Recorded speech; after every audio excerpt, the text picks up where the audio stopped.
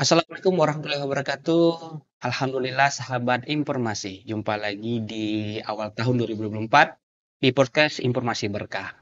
Podcast ini merupakan salah satu sarana diseminasi informasi Dinas Komunikasi dan Informatika Kabupaten Bandung Barat dalam rangka menyampaikan kepada masyarakat tentang apa saja yang telah dilakukan, sedang dilakukan, dan akan dilakukan oleh pemerintah Kabupaten Bandung Barat, tentunya terkait dengan peningkatan kesejahteraan masyarakat Kabupaten Tanjung Jabung Barat. Sahabat informasi, tanpa terasa sudah tahun 2004 ini sudah tahun ketiga Kabupaten Bandung Barat di bawah kepemimpinan Bapak Bupati Dr. Andes Haji Anwar Sadat Magister Agama dan Bapak Wakil Bupati Haji Hairan Sarjana Hukum. Tentu telah banyak visi dan misi yang telah dicapai dan tentunya telah banyak juga program-program yang telah digulirkan tentunya terkait dengan peningkatan kesejahteraan masyarakat Kabupaten Bandung Barat.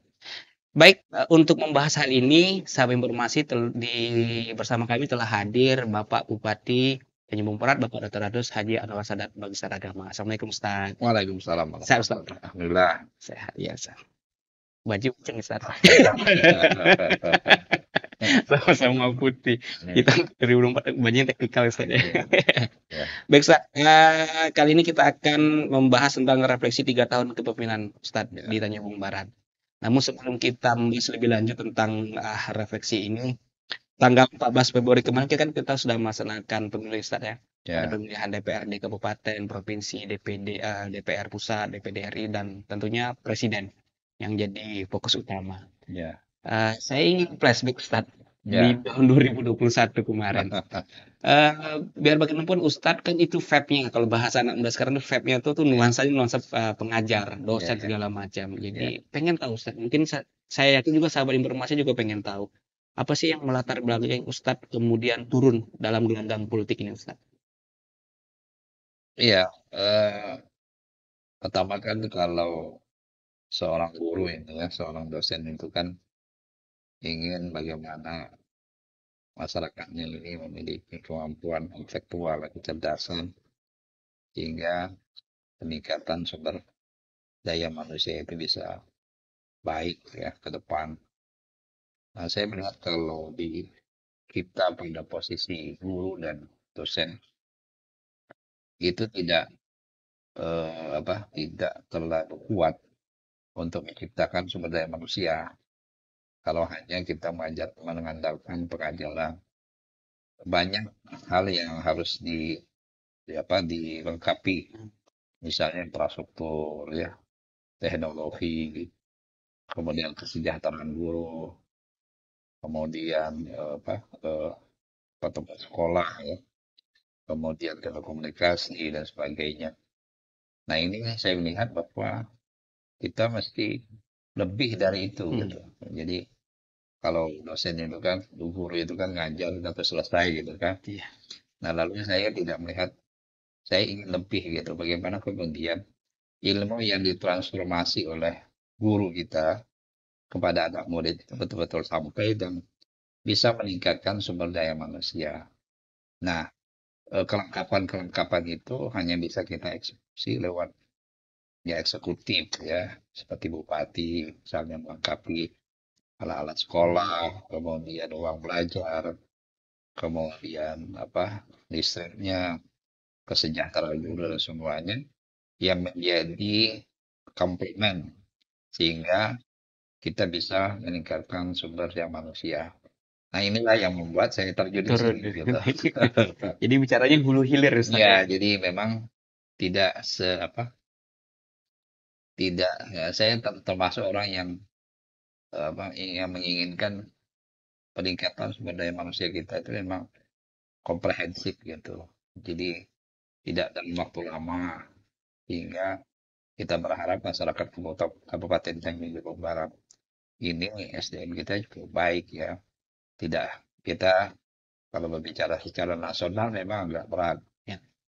dan kita pada tingkat provinsi ya. Nah, ini yang menjadi kegelisahan kami untuk meningkatkan itu. Misalnya waktu kita jadi dosen misalnya, itu dari kabupaten-kabupaten lain sudah banyak gitu. Nah, kita Tajam kan orang kurang. orang Tanjung Barat cuma 5 gitu kan. Di perguruan tinggi ini ada 3 Iya, gitu. Nah, ini yang membuat saya, nah kalau begitu saya mesti lebih dari itu. Jadi konsepnya adalah membangun itu dari hulu Ustaz, ya. Ya, Akhirnya dari dapatnya ke hilirnya. iya.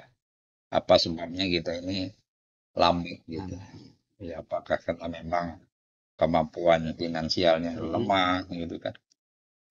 Apa kemudian memang SDM kita sejak dulu belum terbangun gitu ya, hingga orang tua dan sebagainya yang tidak mensupport ya, atau ada hal-hal lainnya sehingga apa, kemajuan sumber daya manusia kita itu tidak terlalu progresif betul gitu. Nah, inilah yang membuat saya turun sebagai apa, lebih jauh dari dosen, guru ya, masuk ke eksekutif dalam rangka hulu hilirnya kita selesaikan gitu. Nah, mudah-mudahan ke depan sumber daya manusia kita ini semakin baik gitu. baik Ustaz. Tentunya kalimat sederhana saat yang saya diomongkan, di Ya. balik lelaki hebat itu ada perempuan hebat katanya, kalau tidak ibu istri gitu Ustaz. Iya, Jadi iya, saya iya. pengen tahu nih Ustaz, apa sih tanggapan Umi Iya, pertama iya. kali saat ngomong nih mau nyalon bupati nih? Itu tanggapannya apa sih Ustaz? Dia memang begini, yang penting abang itu bermanfaat gitu. Jadi kalau manfaatnya lebih dari ini, silahkan gitu. Kalau tidak ada manfaatnya, jangan kata beliau. Nah, itu yang eh, sebagai istri memberikan support gitu. Maka saya kan selalu mengatakan khairun nas anfa'uhum linnas kan. Sebaik-baik manusia itu bermanfaat bagi orang lain. Nah, kalau untuk keperluan itu, kata Uni, abang silahkan Lanjut. gitu ya. Bukan mencari yang lain Oke, gitu. oke, oke. Itu yang beliau dorong kepada saya. Dorong. Oh. Kalau anak gimana Ustaz? Nah, kalau anak kami memang saya lihat eh, mereka pada prinsipnya apabila sesuatu itu bisa lebih baik gitu. Artinya kalau ayah katanya kalau di sini bisa lebih berbuat, maka kami mendorong gitu. Tapi kalau tidak nggak usah gitu. Dia rata-rata anak-anak kami gitu. Ya, jadi ya sama Satu Umi ya, suara. satu suara. Umi. Baik, Ustaz. Ya. Seperti yang dialami setiap pemilu, Ustaz. Karena Mm-mm. pemilu itu kan tentu ada hal negatifnya. Ada Betul. apa hoax, Ya. ada black campaign, kampanye negatif, ada ujaran kebencian, hate speech segala macam. Pada saat Ustadz mencalonkan sebagai bupati, selalu bertarung, calon bupati tentu Ustadz juga tidak terlepas dari hal itu. Betul. Walaupun riaknya mungkin tidak terlalu besar. Betul. Tapi gimana sih Ustadz menanggapi pada saat Ustadz diberitakan hal-hal yang negatif, diberitakan bohong segala macam, gimana sih Ustadz menanggapi hal itu Ustadz? Iya, pertama gini, memang ketika kita waktu saya sebagai seorang guru dihormati gitu Ya, ya, betul. disayangi gitu. Nah, ketika turun ke kancah politik, tentu apa namanya lokusnya juga sudah berbeda masanya gitu. Lalu di sini dengan di sini beda gitu. Yang dulunya disayangi, dihormati dan ini kan tidak gitu kan. Kalau tidak dalam pengertian apa kritik dan Kritik. sebagainya gitu. Memang pada awal-awal itu sempat juga shock gitu ya. Maksudnya itu. Artinya sempat juga berpikir dulu, wah begini ya jadi bupati. Ya. Artinya tidak membayangkan seperti apa yang terlihat gitu kan, nyaman, enak ya, makan gitu, rumah, fasilitas gitu. Ternyata dengan apa, dengan terjun di situ dapat apa bulian ya, fitnah bahkan ya, sebagai bahkan ada yang ngejek gitu. Ejek, ya. Katanya Ustadz Anwar Sadat itu hanya bisa ceramah gitu. Bahkan ada yang bilang Ustadz Anwar itu tidak tahu pemerintahan gitu kan. Bahkan ada yang nyebut ini kalau diserahkan dengan Ustadz Anwar ini kabupaten ini hancur gitu ya Ya. dan sebagainya. Dan itu saya nanggapinya biasa saja ya. Padahal saya melihat bahwa ini merupakan sebuah tantangan ya. Dan tantangan ini harus kita lalui dengan lapang dada dan meningkatkan kesabaran gitu. Sabar. Artinya kami membandingkan yang lebih tinggi dari saya kan, Iya. misalnya Rasulullah aja kan disebut ketika mau mendakwah disebut tukang sihir gitu ya. Rasulullah apa namanya tidak akan mungkin membangun gitu. Nah, hal-hal seperti itu saya anggap sebagai sebuah tantangan gitu. Dan kami yakin di kondisi masyarakat seperti kita ini, ya kita perlu bukti-bukti nyata yang akan kita tunjukkan ke mereka untuk mengkantar hal-hal yang bulian, fitnah dan sebagainya. Alhamdulillah dari hari ke hari ini bisa sudah berjalan gitu. Karena mungkin karena sering dibully juga kebal gitu kan. Kebal sendiri. Jadi kan apa imun, jadi imun Jadi sendiri. mood sendiri. Kalau keluarga gimana sih saat menanggapi saat di kan tentunya eh head speed dan segala macam itu kan untuk mempengaruhi keluarga Ustaz. Betul, Dari Umi, anak-anak segala macam. betul. Mereka menanggapi seperti apa Ustaz? Kalau anak kami tidak terlalu ini, tidak terlalu open dia, nggak terlalu mengikuti gitu. Ikuti itu. Jadi itu juga salah satu keuntungan kami, karena anak kami tidak terlalu baperan gitu, sehingga ketika ada hal-hal seperti itu di media dan sebagainya, mereka tidak terlalu gubris gitu. Jadi itu yang membuat saya enjoy, Enjoy. Ya. karena dari keluarga tidak terlalu memperdulikan, sehingga saya fokus bekerja gitu. Nah ini merupakan energi lah bagi kami ya, bagi sebuah keluarga besar untuk menjalankan roda pemerintahan di Kabupaten Tanjung Jabung Barat ini. Jadi apa support system Ustadz memang sudah kuat ya. Ya, Dalam artian kalaupun ada ya ujaran kebencian segala macam itu bukan bagian dari yang mempengaruhi Ustadz ya. bukan. Karena memang anak-anak kami kan sudah punya apa namanya dia punya kerjanya gitu. Yang satu ngajar, yang satu ini gitu. Jadi mereka tidak terlalu punya waktu untuk itu, sehingga membuat saya enjoy gitu. Nikmati saja sebenarnya. Iya. Baik, Ustaz. Itu sampai informasi itu pertanyaan singkat 4, tapi saya yakin tidak semua orang tahu tentang itu. Karena kita kan melihat Feb Ustaz sebagai ngajar, dosen Iya, segala macam. Tentu jadi benak pertama saya juga benak kita kenapa Ustaz mau turun ke dunia politik? Karena ya sebagai dosen, secara materi sudah beri, iya, sudah insya mantap lah. Allah. Ya, Sudah materi kemudian secara akhirat Ustaz ya, juga ngajarnya dosen kemudian guru di pesantren kan otomatis ya pahala udah banyak kata tanda kutip lah. Kenapa juga turun politik yang godaannya sangat besar kan untuk betul. berbuat negatifnya juga sangat besar godaan. Iya, Baik, Ustaz, kita ke tema kita hari ini yaitu refleksi 3 tahun kepemimpinan Ustaz. iya, Jadi sampai informasi saya sampaikan sekali lagi bahwa ya, visi Kabupaten Jambung Barat adalah mewujudkan Kabupaten Jambung Barat yang berkah. Ada berkualitas, ekonomi maju, religius, kompetitif, aman, dan harmonis. Kemudian ada 5 misi. Untuk yang mewujudkan visi ini ada peningkatan kualitas sumber daya manusia yang beriman dan berakhlak. Ada mewujudkan kondisi sosial yang tetap tertib dan demokratis. Peningkatan tata kelola pemerintah yang baik untuk pelayanan publik. Peningkatan pertumbuhan ekonomi daerah dan pemberdayaan ekonomi kerakyatan. Dan terakhir pemerataan pembangunan daerah dari desa sampai ke kota. Nah, sampai informasi kita akan bahas satu persatu capaian di 3 tahun ini. Ustaz. Di misi pertama itu peningkatan kualitas sumber daya manusia yang berilmu dan beriman dan berakhlak. iya, Salah satunya adalah IPM kita itu naik, Ustaz. iya, Dari tahun 22 itu 68,09, kemudian menaik di tahun 2003 adalah 71,44, iya, melewati target RPJMD, Ustaz. iya. Secara umum loh, Ustaz. Peningkatan IPM ini menunjukkan apa, Ustaz?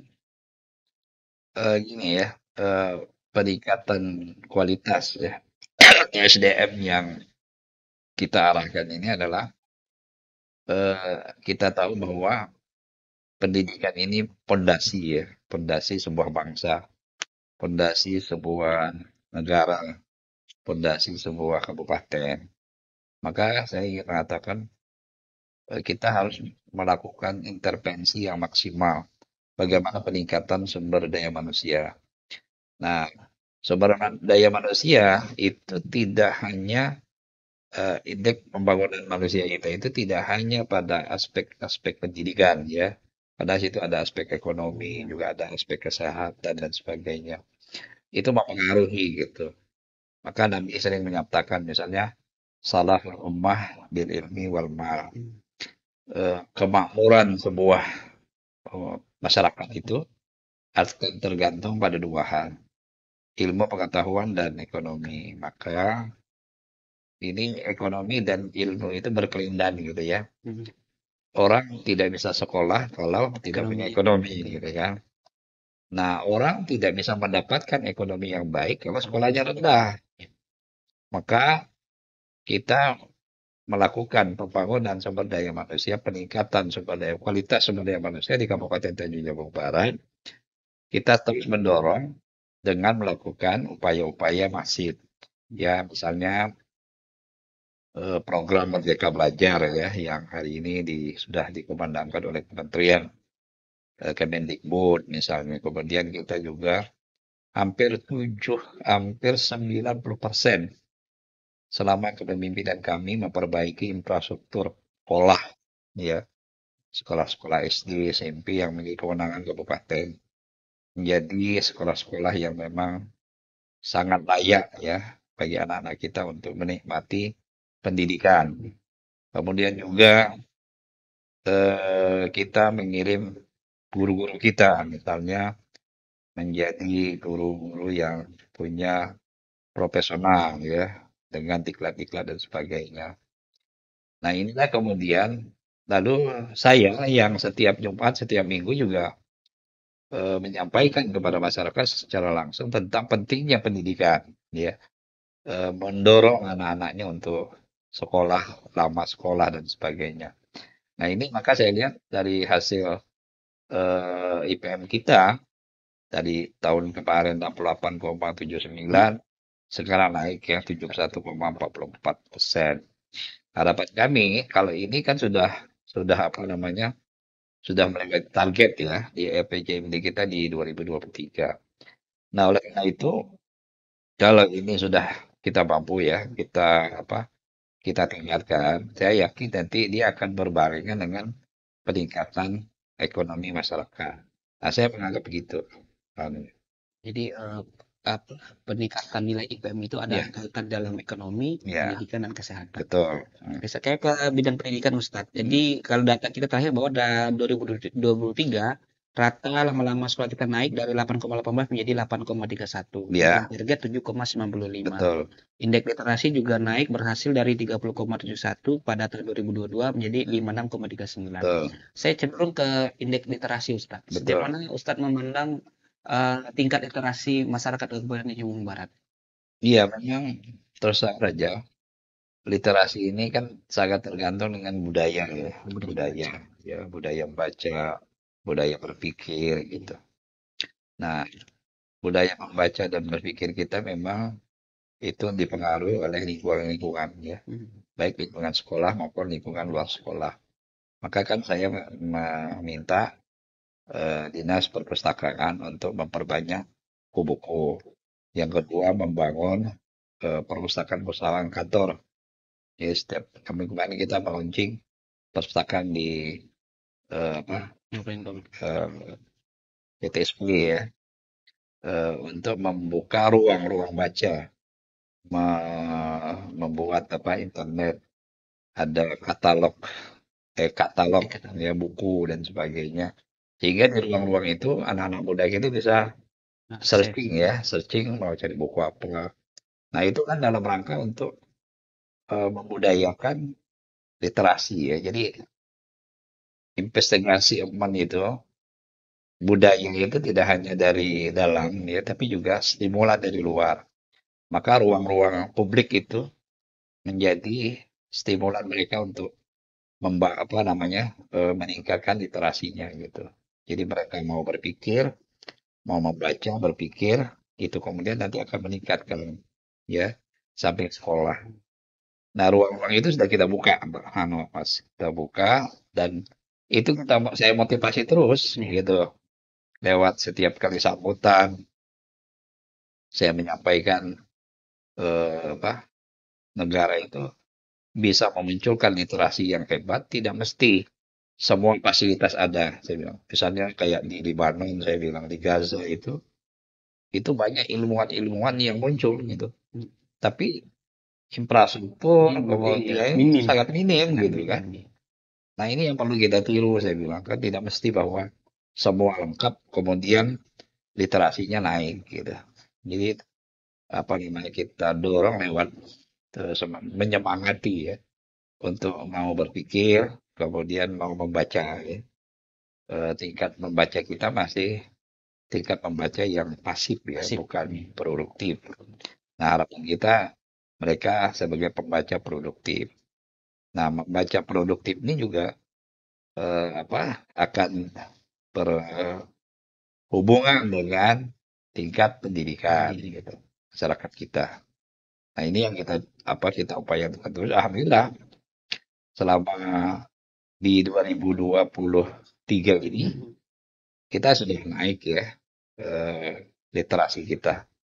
Walaupun belum terlalu Tinggi. tinggi ya, tapi sudah melampaui RPJMD kita, target kita.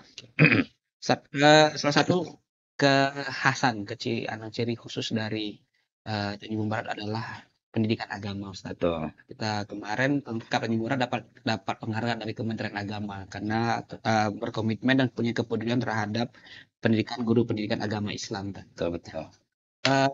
Sejauh mana sih Ustaz? Kalau pendidikan nasional seperti biasa SD segala macam itu kan tuh sudah ada kementeriannya, Betul, kemudian betul, kita ada guncuran dana. betul. Bagaimana Ustaz menanggapi pembangunan dalam pendidikan agama di Tanjung Barat, Ustaz? Iya, betul. Karena kan pendidikan itu satu paket ya. Bukan berarti ada umum dan agama itu kan. Stigma itu memang stigma Belanda gitu kan, dipisah gitu antara dunia dan akhirat. Sekuler. Nah, sekuler dan agamis gitu. Nah, sekarang dalam dunia pendidikan hari ini kan tidak ada pembedaan itu. Oleh karena itu saya kira memang yang menjadi kesulitan kita hari ini ya ketika kita berbicara masalah pendidikan agama itu memang sangat terbatas ya budget yang harus kita keluarkan untuk membantu karena mereka berada di Kementerian Agama gitu. Dan kita tahu bahwa Kementerian Agama itu cukup luas cakupannya sehingga tidak terlalu maksimal memberikan bantuan-bantuan ke madrasah, pondok pesantren, ya, guru-guru guru agama, guru ngaji dan sebagainya. Nah, ini kita support ya pemerintah daerah support dengan bantuan dana bantuan sosial lewat Kesra ya. Kemudian juga kita bantu lewat hibah ya, hibah yang diberikan oleh pemerintah daerah. Juga kita bantu lewat CSR. Ya, ada beberapa pondok pesantren kita bantu lewat CSR sehingga mereka bisa membangun sebuah gedung ya, sebuah tempat pendidikan dan juga kita bantu lewat Basnas. Ya, Basnas juga masuk situ. Karena itu kan bagian dari Ibnu Sabil ya, orang yang berperang di jalan Tuhan, artinya orang yang menjaga agama, mempelajari agama, memperjuangkan agama, mereka juga dapat hak dari asnaf, zakat, dan infak dan sedekah yang diberikan oleh Basnas. Nah, dengan akumulasi itu, kami pemerintah daerah ya kemarin juga diapresiasi oleh Kementerian Agama ya jadi kabupaten di Provinsi Jambi ya kalau tidak salah ada dua tuh ya. Saya satunya lupa termasuk kita diapresiasi karena telah mensupport ya lewat anggaran dan eh, komitmen bupati untuk membantu pendidikan guru agama di sekolah-sekolah kita. Ustaz, kalau kita bicara guru kan itu madrasah, tapi Iya, salah satu bantuan yang diberikan oleh Pemda Jawa Barat adalah untuk imam masjid, guru ngaji, dan mudim. iya, Nah, maksud saya gini, Ustaz, seberapa penting sehingga Ustadz berpikir bahwa bukan hanya guru madrasah yang harus dibantu, tapi ada betul. imam masjid, Iya, ada guru ngaji dan mudim yang harus juga dibantu dan diperhatikan gitu. Gimana Ustadz? betul. Maksudnya? Saya melihat gini kan, itu adalah bagian dari pendidikan nih ya. Jadi bukan berarti pendidikan dalam sekolah, luar sekolah, tapi itu juga bagian yang langsung bersentuhan dengan masyarakat ya. Misalnya mudim, kemudian imam ya, kemudian khatib. Dan orang-orang itu kan orang-orang yang terdepan di masyarakat kita kan, Garda paling depan. dalam membentuk kualitas dan moral ya. Makanya kita kan meningkatkan kualitas sumber daya manusia yang berkualitas, berilmu, berakhlak, beriman gitu kan. Nah, ini kan bagian orang yang terdepan gitu. Garda terdepan yang langsung bersentuhan dengan masyarakat setempat, ya kan? Kita jangan anggap bahwa kegiatan mereka itu kecil ya, dari berimbas. Tapi punya pengaruh, Pengaruh gitu ya, yang paling punya penting. pengaruh, pengaruh yang luar biasa ya. Jadi, nah kewajiban pemerintah karena itu bagian dari apa pendidik kita ya, yang bisa membentuk anak-anak kita menjadi anak-anak yang berkualitas ya, beriman, bertakwa, membentuk moralitasnya. Maka kewajiban kita sebagai bupati wajib menganggarkan untuk membantu mereka itu gitu. Sehingga Ya, dibutuh. Saya pengen satu, Ustadz, ya. dulu pernah Tanjung Barat ini dulu Hmm. disebutkan bahwa literasi membaca Al-Quran itu nilainya rendah. Dulu Iya, iya, pernah sebutkan ke iya, iya. macam.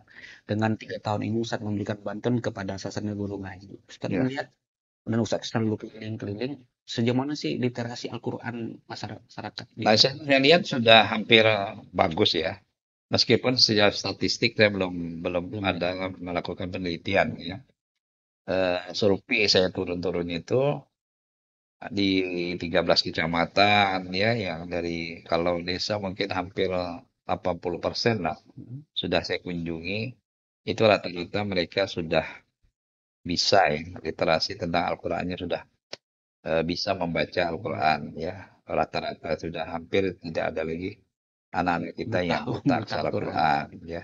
Nah, tinggal lagi 20% ini yang mungkin harus ditindaklanjuti oleh kita ya. Makanya saya kemarin memerintahkan Dinas Pendidikan untuk anak-anak SD itu harus di treatment betul. Tamat kelas 6 SD itu mesti bisa baca Quran ya. Dan kalau tidak dia diremedial gitu supaya Hmm. jangan sampai ijazahnya itu diberikan. Jadi ada unsur paksaan. Ya, ada dipaksa gitu. Supaya anak-anak yang memang, ya kita tidak tahu kan, ada orang tua yang terlalu acuh gitu ya, atau anaknya yang tidak mau belajar Jadi gitu, ya. nganggap bahwa ini tidak penting. Nah, lalu kita masukkan di bulog SD, anak SD itu mesti minimal mereka sudah bisa baca Quran gitu. Dan itu nanti di kelas 6 ya. Dan itu saya perintahkan kepada Dinas Pendidikan. Nah, harapan kita nanti literasi anak-anak kita terhadap Al-Quran ini sudah Semakin tinggi. 100% gitu ya. Malu juga kita ya, nak bupatinya Ustadz. Iya, udah kaitan ke situ juga. Baik Ustaz, kita ke bidang kesehatan Ustaz. Hampir 1 triliun Ya, betul. dana yang Ustaz kucurkan untuk bidang kesehatan. Betul, betul. Kemudian salah satunya adalah hasilnya adalah usia usia harapan hidup tahun 2023 meningkat dari 68,43 Ya, menjadi 73,21 tahun. ya, Meliputi RPJM juga yang dipatok 68,30 tahun. betul. Eh, apa sih yang diharapkan Ustaz dengan tingginya usia harapan hidup ini?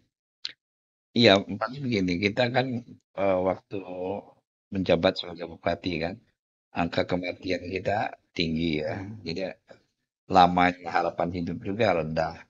Salah satu penyebabnya adalah karena infrastruktur kita Kesehatan. ya, kesehatan di rumah sakit yang tidak lengkap. Hingga mereka harus pergi ke provinsi atau ke tempat lain dan sebagainya. Nah, mereka terbatas ekonomi ya, finansialnya.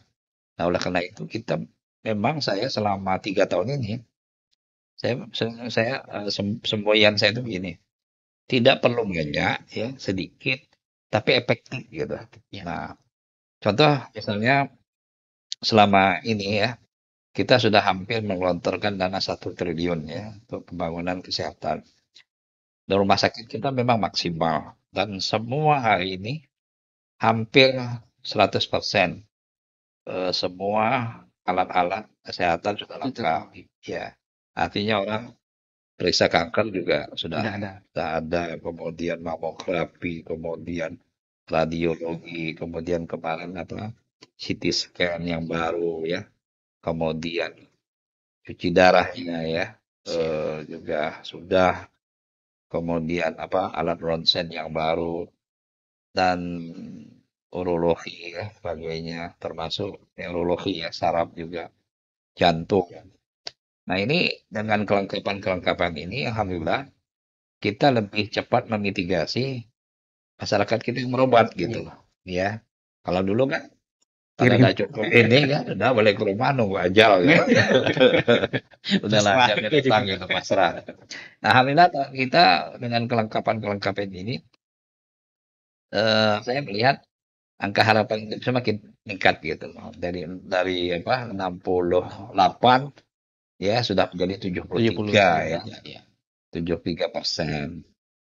Dan penyebab kematian tinggi yang dulu yang tidak endemik misalnya penyakit-penyakit paru ya, kemudian bukan penyakit yang kronis itu sudah mulai turun ya, penyakit dalam dan sebagainya dengan fasilitas dan dokter-dokter yang sudah sudah baik, kelengkapan-kelengkapan itu, kemudian penyediaan obat ya, kemudian kita siapkan sarana misalnya ambulan yang lengkap ya. Dan insya Allah tahun ini juga kita menyiapkan satu ambulan yang Tambahan. HIS yang seperti Rumah sakit apa berjalan. rumah sakit berjalan.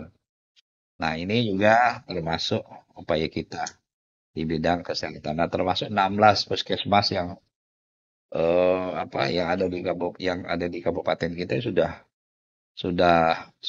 disertifikasi semua. Sertifikasi ya. Ya. Dan rumah sakit kita sudah paripurna. Udah paripurna. Iya. Saya tertarik dengan rumah singgah karena Ya. tidak semua rumah sakit bahkan di Jambi sendiri yang Ya. punya rumah singgah untuk pasien yang Ya. mungkin dia gratis sifatnya Ya. dalam segala macam. Apa sih yang Ustadz bayangkan? Ini harus ada nih rumah singgah nih gitu. Iya, iya. Gimana Ustadz? Yang membayangkan waktu saya berobat misalnya ke Jambi Jambi misalnya ya. eh, ayah masuk rumah sakit gitu kan, terus mau nginap di hotel duit nggak ada kan. Lalu orang ayah kan orang susah gitu kan, mau balik ke rumah kan jauh gitu kan. Saya berpikir begini, salah satu juga ya yang menyebabkan angka kematian tinggi juga mungkin itu saya bilang kan, karena betapapun keluarga ini harus dekat dengan si pasien gitu kan. Psikologinya gitu yang menyemangati dan sebagainya itu satu. Kemudian kedua, kan rata-rata yang berobat ini kan tidak mesti orang yang punya ekonomi baik ya, apalagi dari wilayah-wilayah yang jauh, misalnya dari Lubuk Kambing misalkan, kemudian dari Batang Asam dan sebagainya itu kan. Kalau mereka ke Tungkal berobat, nah kalau tidak punya rumah yang kita siapkan secara gratis ini, mereka tidur di selasaran itu. Ya betul. Selasaran rumah sakit itu kan. Sehingga rumah sakit itu terus kesan kumuh ya, itu satu. Kemudian yang kedua, tidak menutup kemungkinan keluarganya terserap penyakit, Kena penyakit penyakit juga. Hanya kan kita tidak paripurna memberikan pelayanan kesehatan ya. Maka saya menganggap ini rumah singgah ini wajib gitu ya. Karena pertama bisa lebih dekat dengan pasien, orang tuanya atau keluarganya. Yang ketiga memang ya kita tahu lah karena kondisi ekonomi masyarakat itu kan agak sulit sehingga mereka tidak perlu nyewa gitu ya, nyewa hotel atau nyewa rumah dan sebagainya sehingga mereka lebih senang gitu untuk berobat ke Tungkal. Nah, inilah yang mengilhami kami kenapa kita mesti punya rumah singgah. Dan ini sangat bermanfaat luar biasa gitu. Saya juga merasakan saat anak masuk rumah sakit kita mikirnya Nah, kita mau di mana nih? ya tinggal di Untuk mana. tinggal di mana Betul. kemudian dan jadi pikiran juga saat ini kalau orang tua juga yang masuk rumah sakit itu dipikir juga orang tua anak saya nunggunya di mana gitu. Tapi kalau sudah Bahkan rumah singgah kita ini kita siapkan kami siapkan berasnya di situ, ada telur gitu ya. Silakan dimasak, ada beras kami bantu. Nah, itu betul-betul untuk melayani keluarga pasien gitu sehingga dia tidak terbebani. Dan kalau dia berobat gitu kan, uangnya cukup untuk beli obat beli gitu. obat ya. Beli obat. Jangan keluar yang lain. Keluar yang lagi kan untuk meringankan. Meningkat beban. Nah, inilah mungkin kenapa rumah sakit kita itu kalau hitung per hari itu tidak kurang dari 300 sampai 400 orang. Pasien yang Ya. Begitu antusias masyarakat untuk berobat gitu. dan itu karena mungkin pelayanan kita ya semakin hari semakin membaik ya. Walaupun biasalah kekurangan di sana sini masih ada. Pasti ada. Nah, kita baru proses bagaimana menyelesaikan itu. Baik, Ustaz, salah satu angka yang paling tinggi di Danau Barat keberhasilan adalah penurunan stunting. Nah, Dari 19,8% pada tahun 2001 ke sekarang udah jadi 90,9%. iya. Dan tentu ini menjadi capaian terbaik seprovinsi Jambi, Ustaz. Kita kembali mengulang, Ustaz. Apa sih sebenarnya faktor stunting itu tinggi, Ustaz? Sehingga Ustaz punya treatment, ini caranya begini sehingga stunting itu turun dengan sangat drastis. Iya, saya begini ya. Stunting ini bukan berdiri sendiri ya. Jadi bukan semata-mata faktor gizi ya. Atau yang sering kita ini kan 100.000 hari kelahiran gitu ya. Dan saya melihat bukan itu. Saya melihat ada faktor-faktor di luar itu yang jauh lebih mempengaruhi ya. Misalnya kan ada juga yang mengatakan stunting ini orang-orang miskin, Iya. ya kan? Betul. Tapi ternyata beberapa survei saya banyak yang stunting orang-orang kaya gitu kan. Bahkan orang tuanya punya sawit, ya kan? Nggak mungkin tak bisa beli makanan bergizi dan sebagainya. Nah, maka saya menganggap bahwa dengan upaya saya berpikir kemudian mendapatkan masukan-masukan dari teman-teman di pemerintah daerah dan saya juga melihat beberapa upaya luar ya.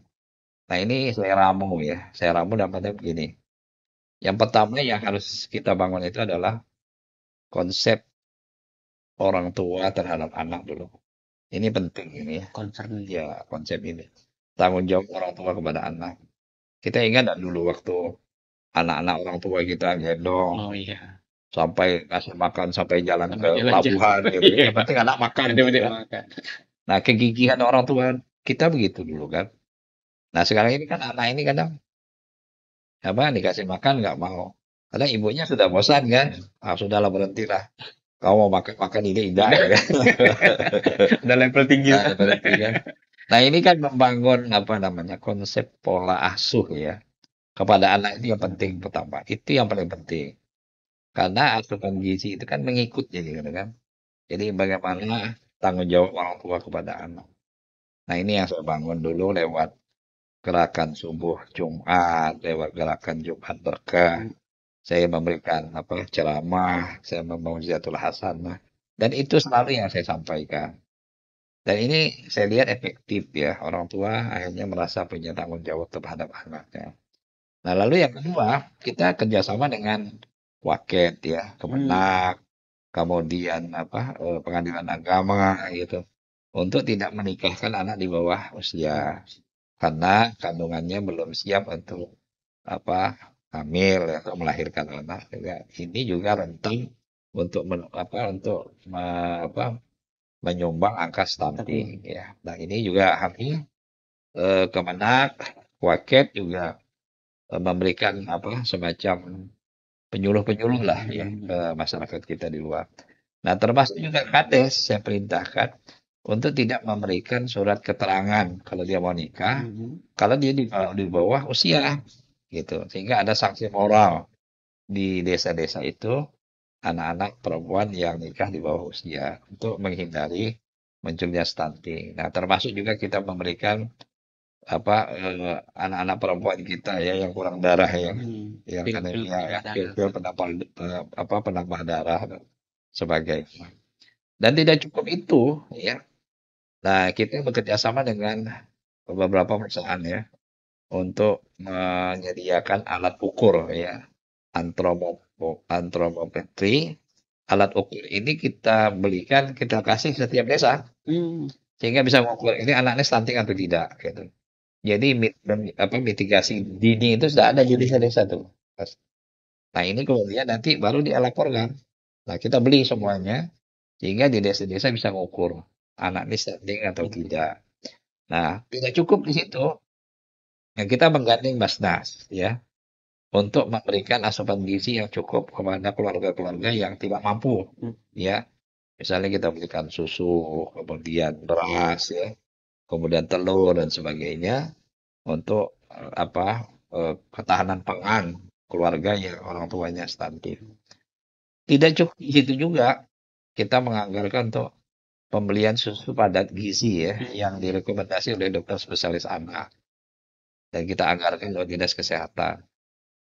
Dan terus kita lakukan lagi, misalnya kita ada program Jas Berkah, misalnya kita jemput anak stunting. Dijemput. Jadi misalnya Anda di satu kampung itu 10, yang paling parah berapa? 5. 5 ini kita treatment Dibawa dulu. dibawa ke rumah sakit, dan ongkos transportasi kita bantu buat APBD gitu. Kerjasama dengan Babinsa. Angkat, bawa rumah sakit, di treatment. Apa yang menyebab anak ini lambat tumbuhnya gitu. Kemudian rekomendasi-rekomendasi, dikasih obat dan sebagainya. Nah, ini yang dilakukan oleh kami ya, sehingga stunting itu memang turun status gitu. Bukan simsalabim gitu ya. Ini juga menjawab pertanyaan sahabat informasi itu, pernah nanya itu ngapain bisa ngurus stunting. Jadi Ya, ada informasinya bahwa betul. memang diperintahkan Ustaz ya Iya, untuk karena seluruh gini, elemen karena itu ya. kita Indonesia ini kan nanti 2045 akan menjadi generasi emas ya. Jadi generasi emas besok tidak lagi berbicara masalah gizi, ya, tidak lagi berbicara anak yang rendah-rendah, dia sudah bisa. Kemudian nanti berbicara masalah kualitas ya. Dia tidak telat mikir, dia tidak otaknya bisa cerdas ya, tidak lambat nangkap dan sebagainya. Itu kan akibat stunting gitu. Jadi nanti generasi yang akan datang kesehatannya tidak terganggu, kemampuan berpikirnya juga tidak terganggu, kemudian postur tubuhnya memungkinkan untuk dia masuk ke level ruang-ruang yang memang bisa dia masuk ke situ gitu. Harapan kita seperti itu. Jadi tidak lagi berbicara nanti kalau sudah dewasa penyakitan, gitu. Layu, Kemudian layu masuk sekolah lemah. lemah, ranking 40. Ranking 40 dari 45. Nah ini yang kita bangun gitu. Iya, Ya, Ustaz, jadi saya terkait di Tanjung Barat itu kan ada 16 puskesmas, ya ditambah 72 puskesmas pembantu. betul Dari 16 ini sudah hampir sudah ya akreditasinya sudah paripurna. betul. Daripada ada utama. Menurut Ustaz, dengan luasan Tanjung Barat saat ini dan banyaknya masyarakat kita saat ini, Ya apakah 16 puskesmas dan 72 puskesmas pembantu ini ya. sudah cukup atau memang perlu ditambahkan lagi Ustaz untuk membantu salah satunya program stunting tadi salah satunya.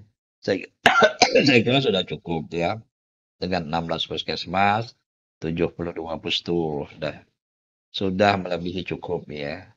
Cuma lagi tinggal nanti ada tenaga-tenaga yang memang tenaga kesehatan ya, misalnya apa namanya tuh penyuluh KB di P3AP 2KB ya, yang itu yang memang tenaga-tenaga itu yang masih kita belum cukup ya, yang kita ingin tambah sehingga mereka menjadi garda terdepan untuk memitigasi anak ini kekurangan gizi atau tidak, anak ini mendapatkan pola asuh yang tepat apa tidak, gitu kan.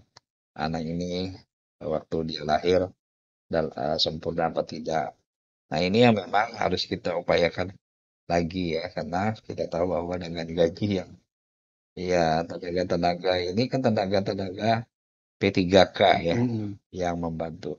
Karena kita tenaga kesehatan masih cukup kurang ya, dengan luasan wilayah. Tapi kalau posisi puskesmas dan pustu kita sudah cukup. salah sudah cukup dengan tenaga kesehatan yang juga sudah rata-rata di setiap pas kita punya dokter ada di situ ya.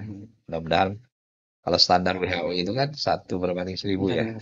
Jadi dan ini sudah lebih cukup ya dalam satu puskesmas ya kita ada 3, 4 gitu dokter di situ. Ya puskesmas itu.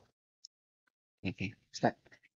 Kita ke sisi ekonomi, Ustaz. Ya, Di ya. sisi ekonomi bahwa peningkatan pengeluaran per kapita masyarakat Tanjung Barat itu naik Ya. dari 9.998.000 menjadi 10.225.000 itu Ya. per tahun. Betul ya.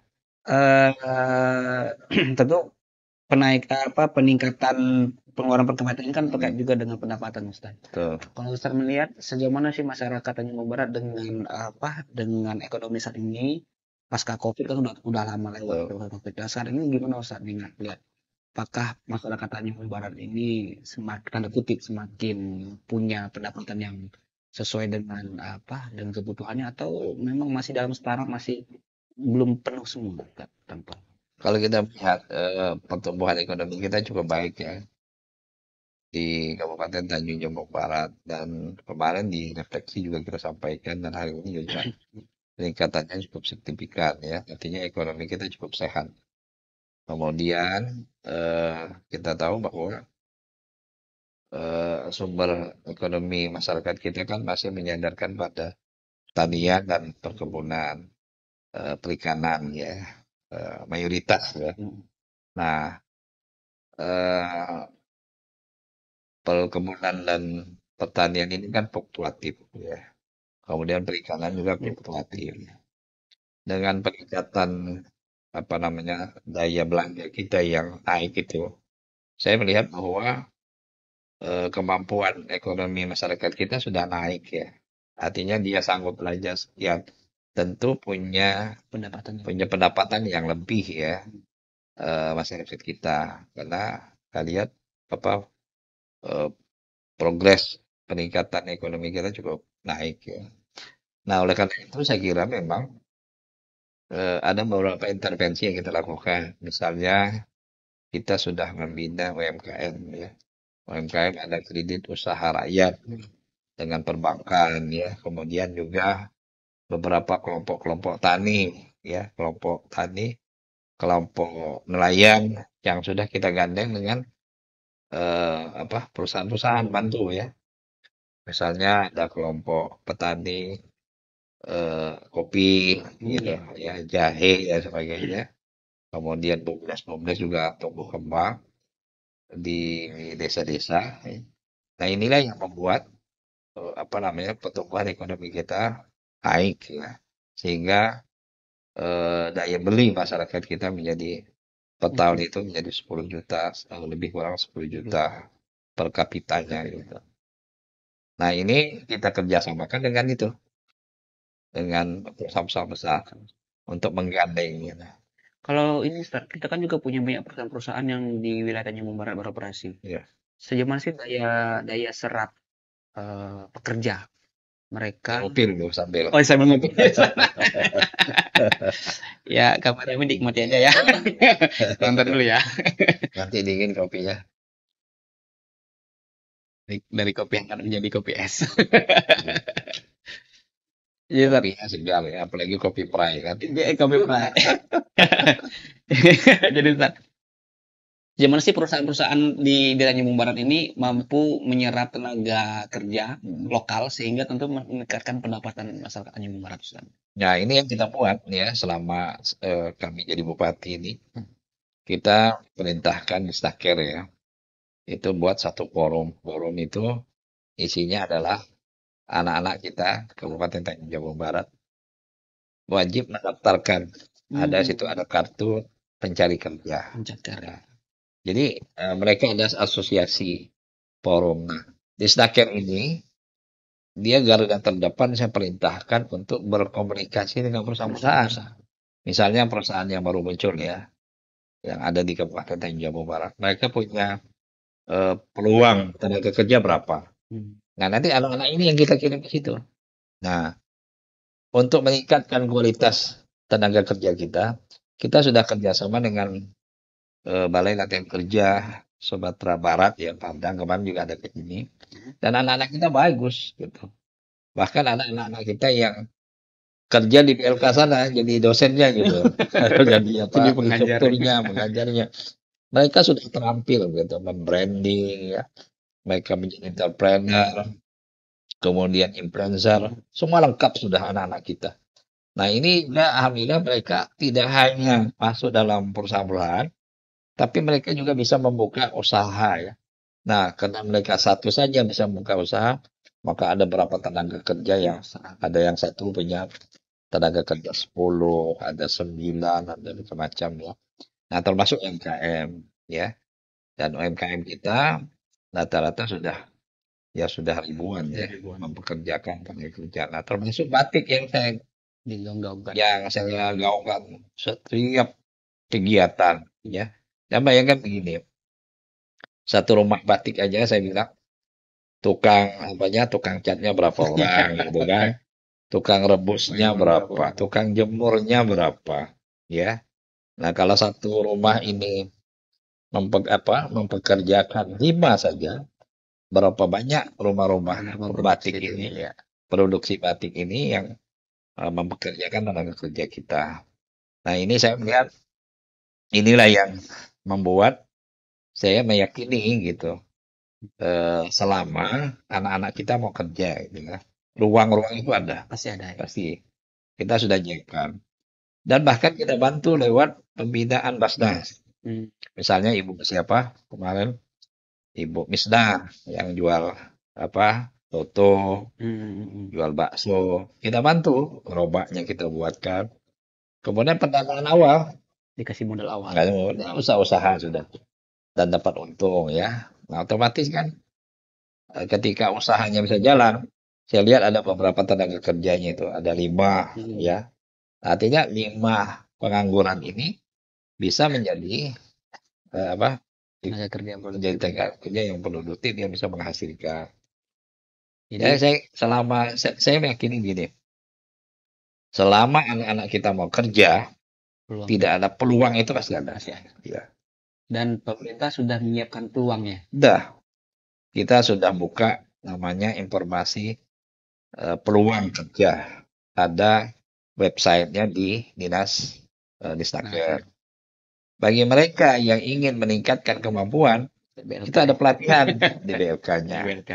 Ya, semua ada. Nah, kita terakhir nanti kita sampaikan di apa lebih jauh nanti kita sudah membuka namanya klinik UMKM. Klinik UMKM. Ya, di Disperindak. Itu ada konsultasi mau buka usaha, mau buat nomor induk berusaha NIB, buat NPWP, kemudian bagaimana membranding usahanya, kemudian connect ke pasar. ke pasar kemana, sudah itu halalnya, sertifikasi halalnya, kemudian BP POM-nya juga lengkap di situ. Nah, kalau misalnya ERT ya, ibu rumah tangga mau buka usaha, tinggal datang aja ke sini. Itu sudah kita buka. Silakan datang, komunikasi.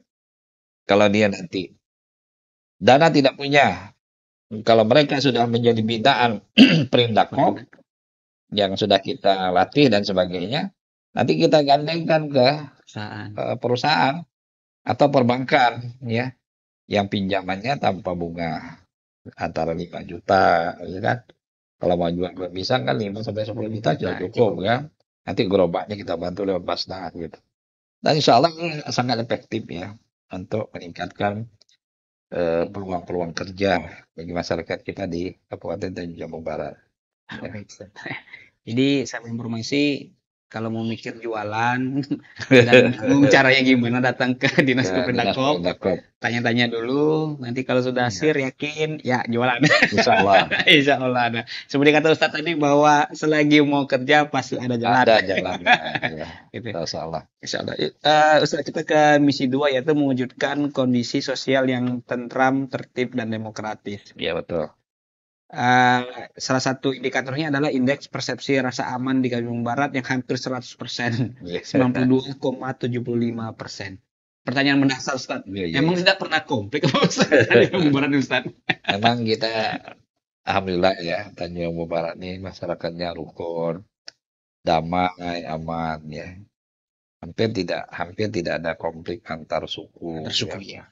Konflik antara penganut agama, konflik antara penganut dalam satu agama itu kan ada aliran-aliran lagi gitu. Nah, antar aliran ini pun juga hampir tidak ada di Tungkah ya di Kabupaten Tanjung Jabung Barat. Nah, inilah yang membuat persepsi rasa aman kita itu cukup tinggi gitu. Jadi orang kalau masuk ke Kabupaten Tanjung Jabung Barat itu tenang, aman gitu ya. Nggak ada merasa terancam gitu ya. Terancam. Suku apa saja gitu. Nah, Iya. artinya mereka semua welcome. Nah, inilah yang membuat kabupaten kita ini menjadi kabupaten yang teduh ya. Artinya tidak membedakan antara pendatang dengan tidak membedakan agama gitu. Cukup tajam tidak. Tapi ketika mereka masuk, mereka itu berada dalam sebuah keluarga ya, dalam satu keluarga besar kita. Nah, inilah yang membuat kabupaten kita ini persepsi rasa amannya itu cukup tinggi. Ustaz, Ustaz sebagai betul murni hasil dari Tanjung Barat. Ya, ya. Memang jadi kalau bentuk ada pribumi Tanjung Barat. Apakah Ustaz membayangkan apakah benar ada persepsi bahwa damainya Tanjung Barat ini itu udah dari situ dari dulu. Artinya bahwa Tanjung Barat kan dulunya sudah ada banyak pendatang, baik Betul. suku-suku ya, Ya, suku. Ada yang dari Cina, ada dari India, kemudian dari suku-suku yang ada di luar. Apakah itu memang sudah tertanam dari dulu Ustaz? iya, memang. Sehingga sampai sekarang pun itu menjadi sudah budaya yang melekat di Iya, betul. Tanjung Barat. Kalau dulu kan ayah kami kan tinggal di Ampera tuh. Mm-mm. Itu kan yang tetangga-tetangga itu orang Tionghoa gitu. Iya. Jadi ketika ayah kami ngajar, nah anak-anaknya ini diasuh oleh orang Tionghoa tuh. Hmm. Kami dikasih makan bubur, kami digendongnya gitu, dikasihnya susu dan sebagainya. Itu sudah ada sejak dulu gitu. Jadi kehadiran suku Tionghoa ini justru saling melengkapi Nah, gitu. Bahkan membantu gitu ya dan sebagainya. Nah, oleh karena itu saya kira memang diturunkan dari orang-orang tua kita dulu, masyarakat Jawa Barat ini sehingga konflik-konflik itu hampir tidak ada ya. Nah, belum lagi juga memang sinergitas kita juga dengan aparat ya, kepolisian, kemudian TNI ya, dan lain-lainnya, tokoh-tokoh masyarakatnya cukup baik ya. Kita bangun komunikasi itu terus-menerus ya. Forum komunikasi pimpinan daerah, kita bangun komunikasi silaturahmi. Alhamdulillah ini sinergi ini cukup kondusif ya, hingga kita bisa membuat masyarakat tidak jadi konflik dan sebagainya. Nah, belum lagi rumah bupati itu jadi Jadi tempat mereka gitu. Kenapa mereka tidak konflik? Sebelum konflik mereka mengadukan langsung ke bupati. Saya apresiasi. Saya ajak makan malam dulu, kemudian kita berdiskusi gitu kan. Beberapa kali konflik juga selesai ya. Tidak sampai berlarut-larut gitu. Nah, inilah yang saya buka keran-keran ini, komunikasi ini, hingga terjadi hubungan yang baik antar masyarakat kita, terutama penganut-penganut agama dan suku-suku yang ada di Kabupaten Tanjung Barat. Ustaz, kita kan di Tanjung Barat ini bencana alamnya tuh ya nggak kebakaran, banjir salah satunya. Pasang ya. Pasang itu. Sejauh mana Ustaz melihat untuk kebakaran deh misalnya. Sejauh mana Ustaz melihat jiwa tolong menolong masyarakat saat ada kebakaran di salah satu rumah Ya, penduduk. Karena kan Ustaz kan paling sering nih turun ke lapangan pada saat ada kebakaran itu udah hampir nyampe aja Ustaz. hampir saya sampai gitu. Iya, Kalau malam pagi saya sampai sampai setelah terus Ustaz. selagi saya kuat. Dan selagi di Tungkala. Iya, benar. Dan gini ya, memang kultur ya masyarakat kita ini rumahnya itu kan tidak mau ada space gitu. Minimal saya bilang 1 meter atau 1,5 meter. Nah, kadang-kadang masyarakat kan ngomong, sebelum Bapak jadi bupati, rumah kami ada gitu lah. Jadi apa yang kita lakukan? Kita membuat hidran ya. Jadi setiap itu ada hidran sebenarnya. Tinggal untuk penyemprotan dan sebagainya. Dan himbauan preventif juga ya, hampir setiap malam damkar kita jalan, armada kita sudah siapkan. Kemudian juga kita meminta masyarakat untuk memperbaiki instalasi listrik gitu ya. Karena listrik kita sudah normal. Ini terus kita upayakan dan saya juga selalu mengingatkan setiap kali pertemuan untuk berkaitan dengan listrik, alat-alat elektronik untuk dimatikan sebelum tidur dan sebagainya. Itu upaya-upaya preventif ya. Sekalian juga kita apa membenahi tata ruang ya, tata ruang kita kan sekarang sudah jalan-jalan sudah kita perbesar gitu untuk untuk menghindari kebakaran antar satu satu rumah ke rumah yang sebelah sini misalnya ya. Kalau dulu kan terlalu padat. Nah, sekarang kan kita sudah pembesaran jalan kan sudah mulai dari pada dua ini sampai ke Roro kan sudah space-nya cukup luas. Nah, itu juga upaya kita untuk mengurangi kebakaran ya. Nah, memang masyarakat kita kan masih banyak rumah-rumah kayu ya, yang memang kita cukup berat. Karena kalau beton kan berapa dana duitnya yang besar kan. Itu juga termasuk pemicu ya. Nah, lalu yang kita lakukan hari ini kan masih sifatnya memberikan sembako dan sebagainya. Dan kita sudah meminta kepada BPBD untuk menyusun membantu tukang rumah bencana. Tukang rumah Tukang bencana. rumah bencana gitu. Khusus Jadi, untuk bencana. ya, nanti mudah-mudahan ini jalan. Jangan ya. Jadi minimal kita bisa membantu mereka yang kena kebakaran itu. Jadi Kumai kebakar bukan hanya dibantu secara bantuan sosialnya, kayak makan minum, Iya. tapi juga ada tukang Iya, yang akan melakukan renovasi. tukang rumah bencana. Tukang rumah bencana. Ya, itu yang mudah-mudahan ini saya suruh siapkan ini peraturan bupatinya sehingga bisa dianggarkan di situ. Satu rumah itu misalnya 20 sampai 25 juta seperti kita bedah rumah. Bedah rumah. Nah, tahun ini lewat Perkim kita melakukan 400 bedah rumah. 400 bedah Ya. rumah dengan satu rumah sekitaran 25 Sehingga juta. 20 sampai 25 juta. Alhamdulillah hampir rumah-rumah layak huni kita, rumah yang tidak layak huni sudah, kalau boleh saya katakan sudah ya paling-paling tinggal sekian persen lah. Sekian persen, 1-2%. Ya, tidak terlalu banyak. Dan kita upayakan lewat Basnas juga. Jadi kita minta juga Basnas Provinsi dan Kabupaten untuk intervensi.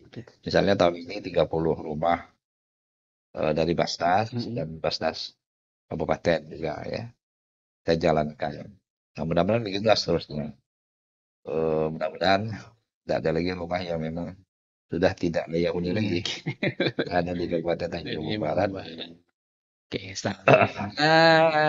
sampai kita udah ke misi ketiga, Ustaz. Ya, ya. Kita coba misi kita yaitu peningkatan tata kelola pemerintahan yang baik untuk pelayanan publik. Ya. Salah satu indikatornya adalah penetapan APBD yang selalu tepat waktu. Ya. Emang yang merasakan juga sih saat zaman dulu tuh honor, wah APBD lambat, gaji lambat.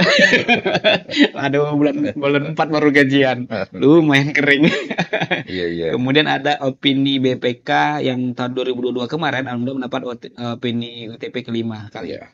Ya. Dan yang untuk kedua kita masih lakukan pemeriksaan. Kemudian nilai sakit kita sudah B. Ya. Kebutuhan layak anak sudah menjadi posisi media dan semua sudah memiliki FJMD. Saya ke ini Ustaz, ke penetapan APBD selalu tepat waktu, Ustaz. Ya. Faktor politik adakah nggak, Ustaz, bahwa APBD itu kita selalu tepat waktu? Ada nggak di situ kaitannya, Ustaz? Iya, betul. Karena begini ya, tinggal political will ya, pemerintah ya, bupati dan eksekutif dan legislatif. Karena kita menginginkan bahwa ini jangan menjadi faktor menyebabkan keterlambatan program berjalan dan sebagainya. Maka saya selalu memerintahkan Pak Sekda sebagai Ketua TAPD untuk jauh-jauh hari menyelesaikan ini, ya, menyusun APBD kita, baik APBD murni maupun perubahan, sehingga kita selalu tepat waktu sesuai dengan Kemendagri yang terlalu memerintahkan. Ini mulai tahap ini sudah disusun waktu akhir sekian. Kita tidak pernah waktu akhir, selalu tepat waktu. Termasuk juga mengantarkan LHP kita ke BPK, gitu ya. Alhamdulillah kita selalu pertama. Ya minimal kita di tengah gitu. Ya, bukan di akhir.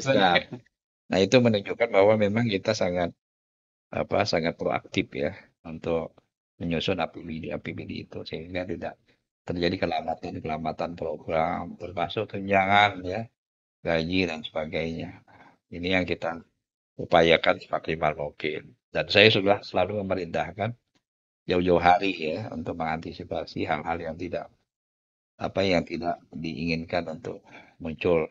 Nah, Mhm. upaya-upaya ini yang dilakukan lewat rapat-rapat rutin dengan TAPD, Mhm. kemudian juga meminta kepada beberapa OPD untuk menyusun program jauh-jauh hari ya untuk dimasukkan ke program SIPD-nya di setiap OPD-OPD itu.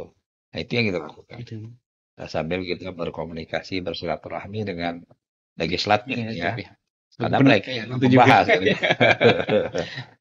Saya kira itu alhamdulillah sampai hari ini cukup baik ya komunikasi kita. Inilah yang membuat kenapa APBD kita lebih cepat dibahas ya. Kemudian juga tidak ada kendala karena kami sangat yakin dan percaya profesionalitas ya semuanya. Alhamdulillah berjalan dengan baik gitu.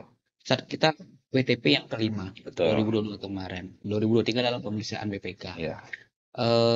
Seberapa penting kita pengen kasih tahu informasi kepada masyarakat atau sahabat informasi. Seberapa penting WTP itu kita raih, Ustaz? Iya, karena begini ya, WTP itu sebagai apa namanya audit audit profesional namanya ya. Itu kan sangat diyakini gitu. Pertama belanja yang tepat sasaran, Mhm. kemudian belanja sesuai dengan program ya, sesuai dengan perencanaan, dan belanja yang efektif dan dapat menimbulkan stimulan ya, tumbuh kembang ekonomi, pendidikan dan sebagainya. Nah, eh, kita jangan menganggap bahwa WTP itu begitu rendah. WTP itu memang profesional ya, penilaian profesional. Mhm. Tapi tidak semua WTP itu menunjukkan bahwa di daerah itu Tidak eh, ada terjadi. tidak ada masalah ya. Mhm. Tidak ada beberapa masalah yang memang tapi masalah itu tidak signifikan ya. Misalnya masih ada temuan-temuan yang sifatnya arsip ya, Mhm. misalnya perjalanan dinas dan sebagainya yang kwitansinya tidak ada, kemudian pencatatannya, tertib administrasinya Iya, yang tetap belum ya belum. dan sebagainya. Termasuk juga teman-teman misalnya dari program-program ya yang ada di Kabupaten Tanjung Jabung Barat. Nah, itu kita minimalisir secara keseluruhan ya. Sehingga dengan belanja-belanja yang seperti ini saya selalu mengarahkan. Ini kalau kita kerjakan program ini apa hambatannya gitu. Apa yang menyebabkan ini nanti kemudian menjadi sesuatu yang merugikan negara gitu. Nah, kalau tidak mungkin jangan dikerjakan. Gitu kan. Jadi ada namanya kajian-kajian terdahulu ya. eh, Positif possibility Possibility. yang ada di EPU misalnya dan sebagainya. Nah, ini kita lakukan ya. Kemudian saya meminta inspektorat setiap minggu turun untuk ngawasi gitu. Nah, kalau dia salah bisa diperbaiki cepat. Nah, sebelumnya kan tidak Iya, misalnya kan. Oh, setahun sekali tahu sekali. kumpul kan. Nah, ini setiap minggu saya turun-turun. Nah, kemudian juga kita melatih tenaga-tenaga perencana yang ada di OPD. Kemarin kita latih di Jakarta Oke. ya. Dan kita sudah bekerja sama dengan Balitbang BPK. Mhm. Kita melatih tenaga perencana kita untuk dilatih di sana kemarin selama 4 hari. Juga kita kerjasama dengan BPKP, ya, pelatihan keuangan dan sebagainya. Nah, inilah kemudian membuahkan hasil WTP itu. WTP. Jadi bukan WTP itu bukan memang simsalabim kita dapat gitu kan. Bukan tidak dengan kerja keras. Iya. Kita memperbaiki sumber daya manusianya, kita memperbaiki perencanaan-perencananya, juga kita mengingatkan orang-orang yang mengerjakan program itu Mhm. jangan main-main terhadap itu gitu. Ada sanksi di Ada sana. sanksi di situ. Jadi bisa dikatakan bahwa banyak juga yang menjadi pertanyaan bahwa apakah benar WTP itu diraih dengan susah payah atau sekedar lip service saja dalam Enggak, nggak bisa. dalam Dia memang profesional ya. Jadi profesionalisme. kalau memang dan kita tidak bisa apa namanya intervensi dan itu memang sangat profesional dan tidak bisa ada upaya-upaya lain gitu. Ya. Tidak bisa dibeli Tidak gitu bisa kan. dibeli. Jadi memang kalau memang perencanaannya bagus ya, administrasinya tertib, kemudian perencanaannya pengerjaannya juga Begitu baik dan baik. sebagainya. Saya kira kita dapatkan WTP itu ya. Nah, kita alhamdulillah tingkat apa namanya tingkat temuan juga cukup rendah ya. Ya, kita ini kan diakumulasi ya. Iya, Dari 2004 sampai hari ini kan dikumpulkan menjadi dikumpulkan. menjadi tumpuan ke saya misalnya kan. Banyak jadinya kan. Betul. Nah, itu yang kemudian memang temuan-temuan itu diakumulasi terus gitu. Dan kita selalu progres kalau ada temuan, kita cepat tindak lanjuti ya, supaya jangan sampai menimbulkan kerugian terhadap negara gitu. Jadi bisa disimpulkan bahwa WTP itu sebenarnya bukanlah penghargaan hasil, tapi sebenarnya penghargaan terhadap upaya, Ustaz ya. Betul, Bahwa ada ketika Ustaz bilang ini political will untuk menyelesaikan anggaran ini dengan baik, betul, perencanaannya dengan baik, dan betul, penggunaan uangnya juga dengan baik. Ya, betul. itu WTP itu sudah didapat, Ustaz ya. Iya. Di sahabat informasi, jadi ada informasi di luar bahwa WTP itu bisa simsalabim, bukan. WTP itu udah Memang berdarah-darah. betul harus bekerja keras ya, Kerja keras. memperbaiki sumber daya manusia gitu ya. Kita membuat inovasi aplikasi gitu. Kemudian juga tenaga-tenaga perencana. Dan kita salah satu kelemahan yang lama-lama lah ya. Mm. eh Mandatory spending misalnya ada uang di BKPSDM, Hmm. mandatory spending uang kita ada di inspektorat. Nah, ini yang dulu-dulu ini tidak dimanfaatkan. Nah, sekarang ini dimanfaatkan. Misalnya pelatihan audit di inspektorat. Nah, bagaimana kita meningkatkan kemampuan pelaporan keuangan? Hmm. Nah, mereka kita latih di BPK. Para auditor itu. Ah, kemudian juga inspektorat kita latih ya, sumber daya manusianya. Kemudian tenaga-tenaga keuangan yang ada di OPD juga dikerjasamakan dengan BPK, Hmm. BPKP, BPKP. pelatihan di sana. Hampir semua sudah kita latih gitu. Nah, sehingga ketika BPK turun, mereka ini sudah seirama Sudah gitu. irama. Nah, mereka tinggal lapor formatnya juga gitu ya. Sudah satu Nah, template. ini yang kita lakukan kurang lebih selama 3 tahun ini ya. Jadi bukan bukan bahwa WTP itu mudah, enggak. WTP itu berdarah-darah memang betul. Kalau mudah, tidak semudah itu Tidak semudah ya. itu. Dan mereka bekerja sangat profesional ya. Dan kami patut mengapresiasi pegawai-pegawai kita ya, yang luar biasa bekerja, administrasinya tertib, kemudian tenaga perencananya ya, tenaga-tenaga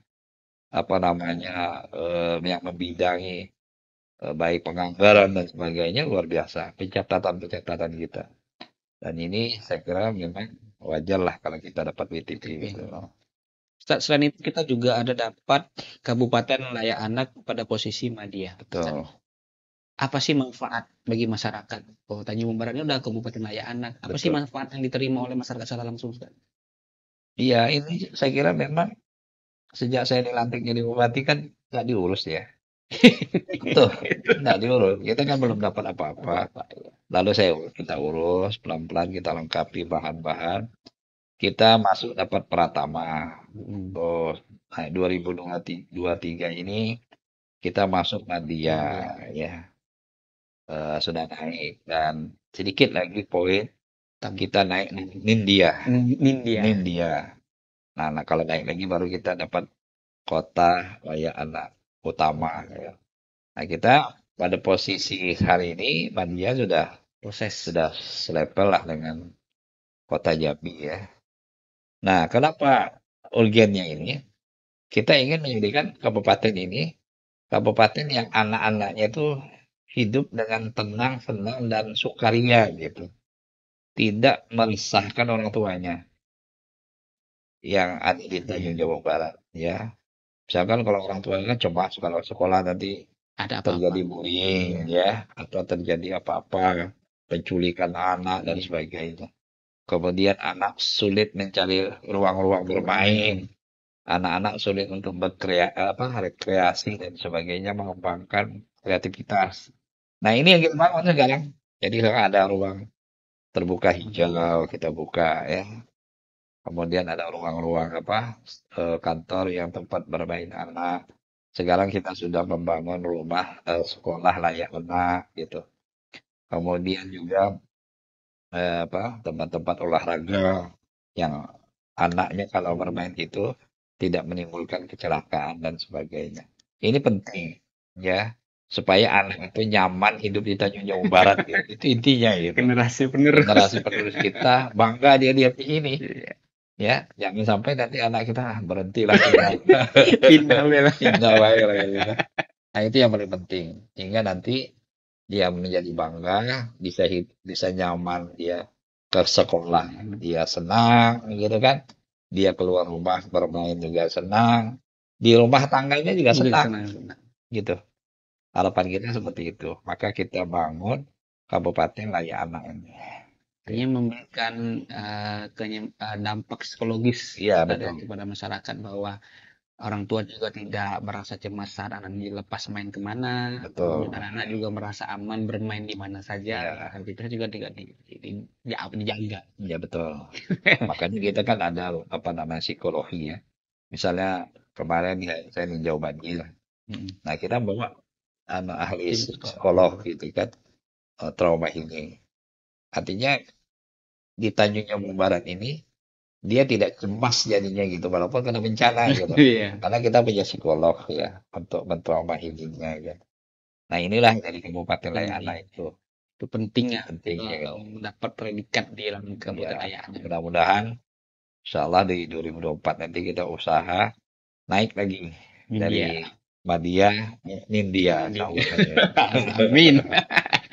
Baik Ustaz, kita ke misi keempat Ustaz, peningkatan pertumbuhan ekonomi daerah dan ekonomi kerakyatan. Di depan udah kita bahas bahwa Ya, pengeluaran per kapita kita udah menjadi 10.200.000 betul. Ustaz, 10.200. Kemudian dan juga Ustaz sudah menyinggung sedikit tentang peran UMKM terutama batik khas di daerah Tanjung Barat. Iya.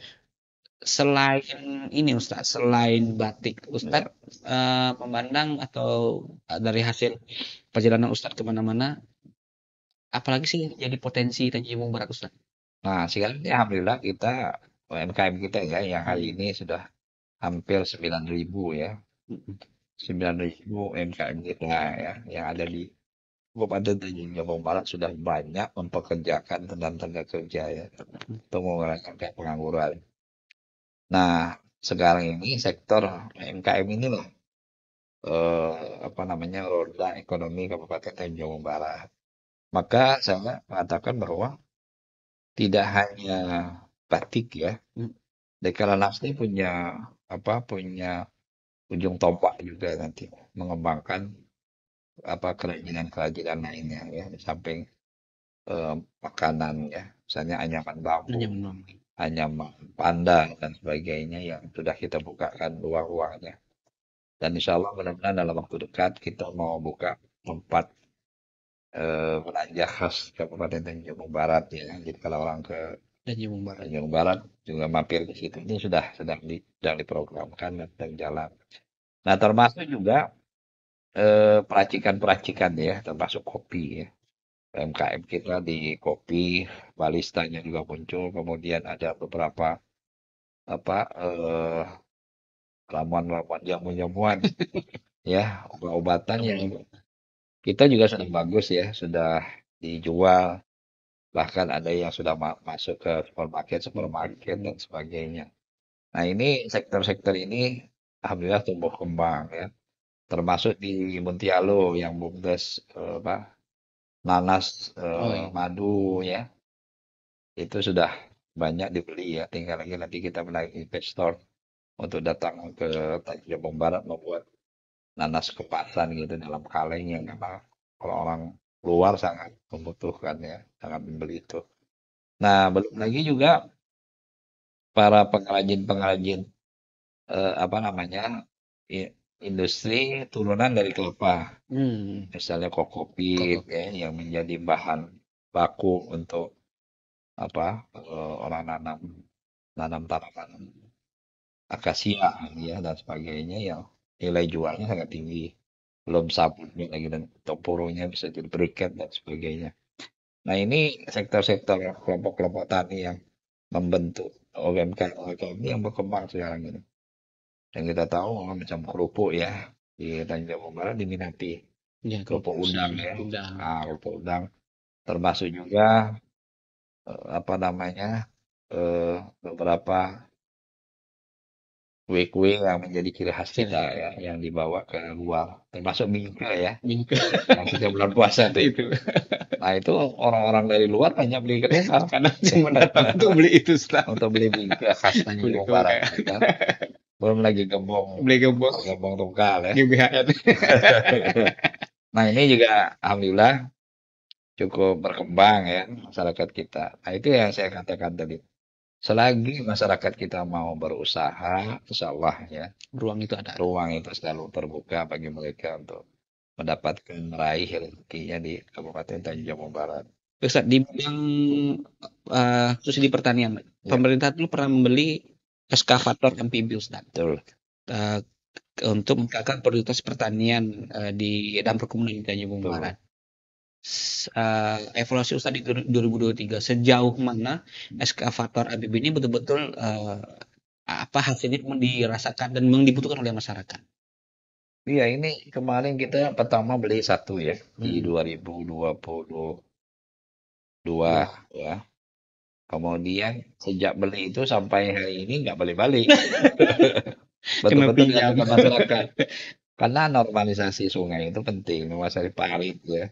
Karena masyarakat kita ini kebunnya ini selalu kebanjiran, ya kan? Kemudian air pasang lambat turun. Karena sedimensi apa namanya? Lumpur kita ya, air pasang itu membawa lumpur yang tinggi. Hingga kalau dia surut meninggalkan lumpur, tinggal dangkal gitu. Nah, ini mesti kita Keruk. keruk ya. Nah, salah satu alatnya eskavator yang amfibi yang kita beli. Iya.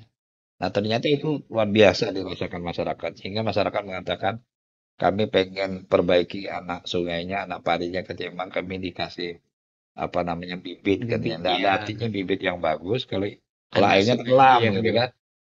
Dan alhamdulillah sampai hari ini hampir setiap desa sudah merasakan manfaatnya. Ada berapa minggu Pak? Dan sekarang kita nambah lagi 2, Oh, 3 jadi hari tiga. ini. Dan ini dah yang inti oleh masyarakat ya.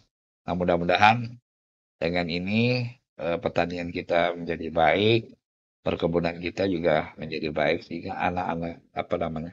Kalau orang tua kali ini nyebut padi cacingnya ya, Cacing itu. padi cacingnya itu bagus gitu. Sehingga pada fungsinya juga bisa jalan gitu ya. Membuat hasil pertanian dan perkebunan kita itu buahnya semakin membaik hingga tidak menjadi apa kerugian bagi petani dan bagi masyarakat. Nah, kalau air pasang setahun sekali Wajar. itu memang apa namanya alamiah Kabupaten Tanjung Barat ya. Kita dianugerahi Tuhan setiap tahun dikasih air pasang dalam. Iya.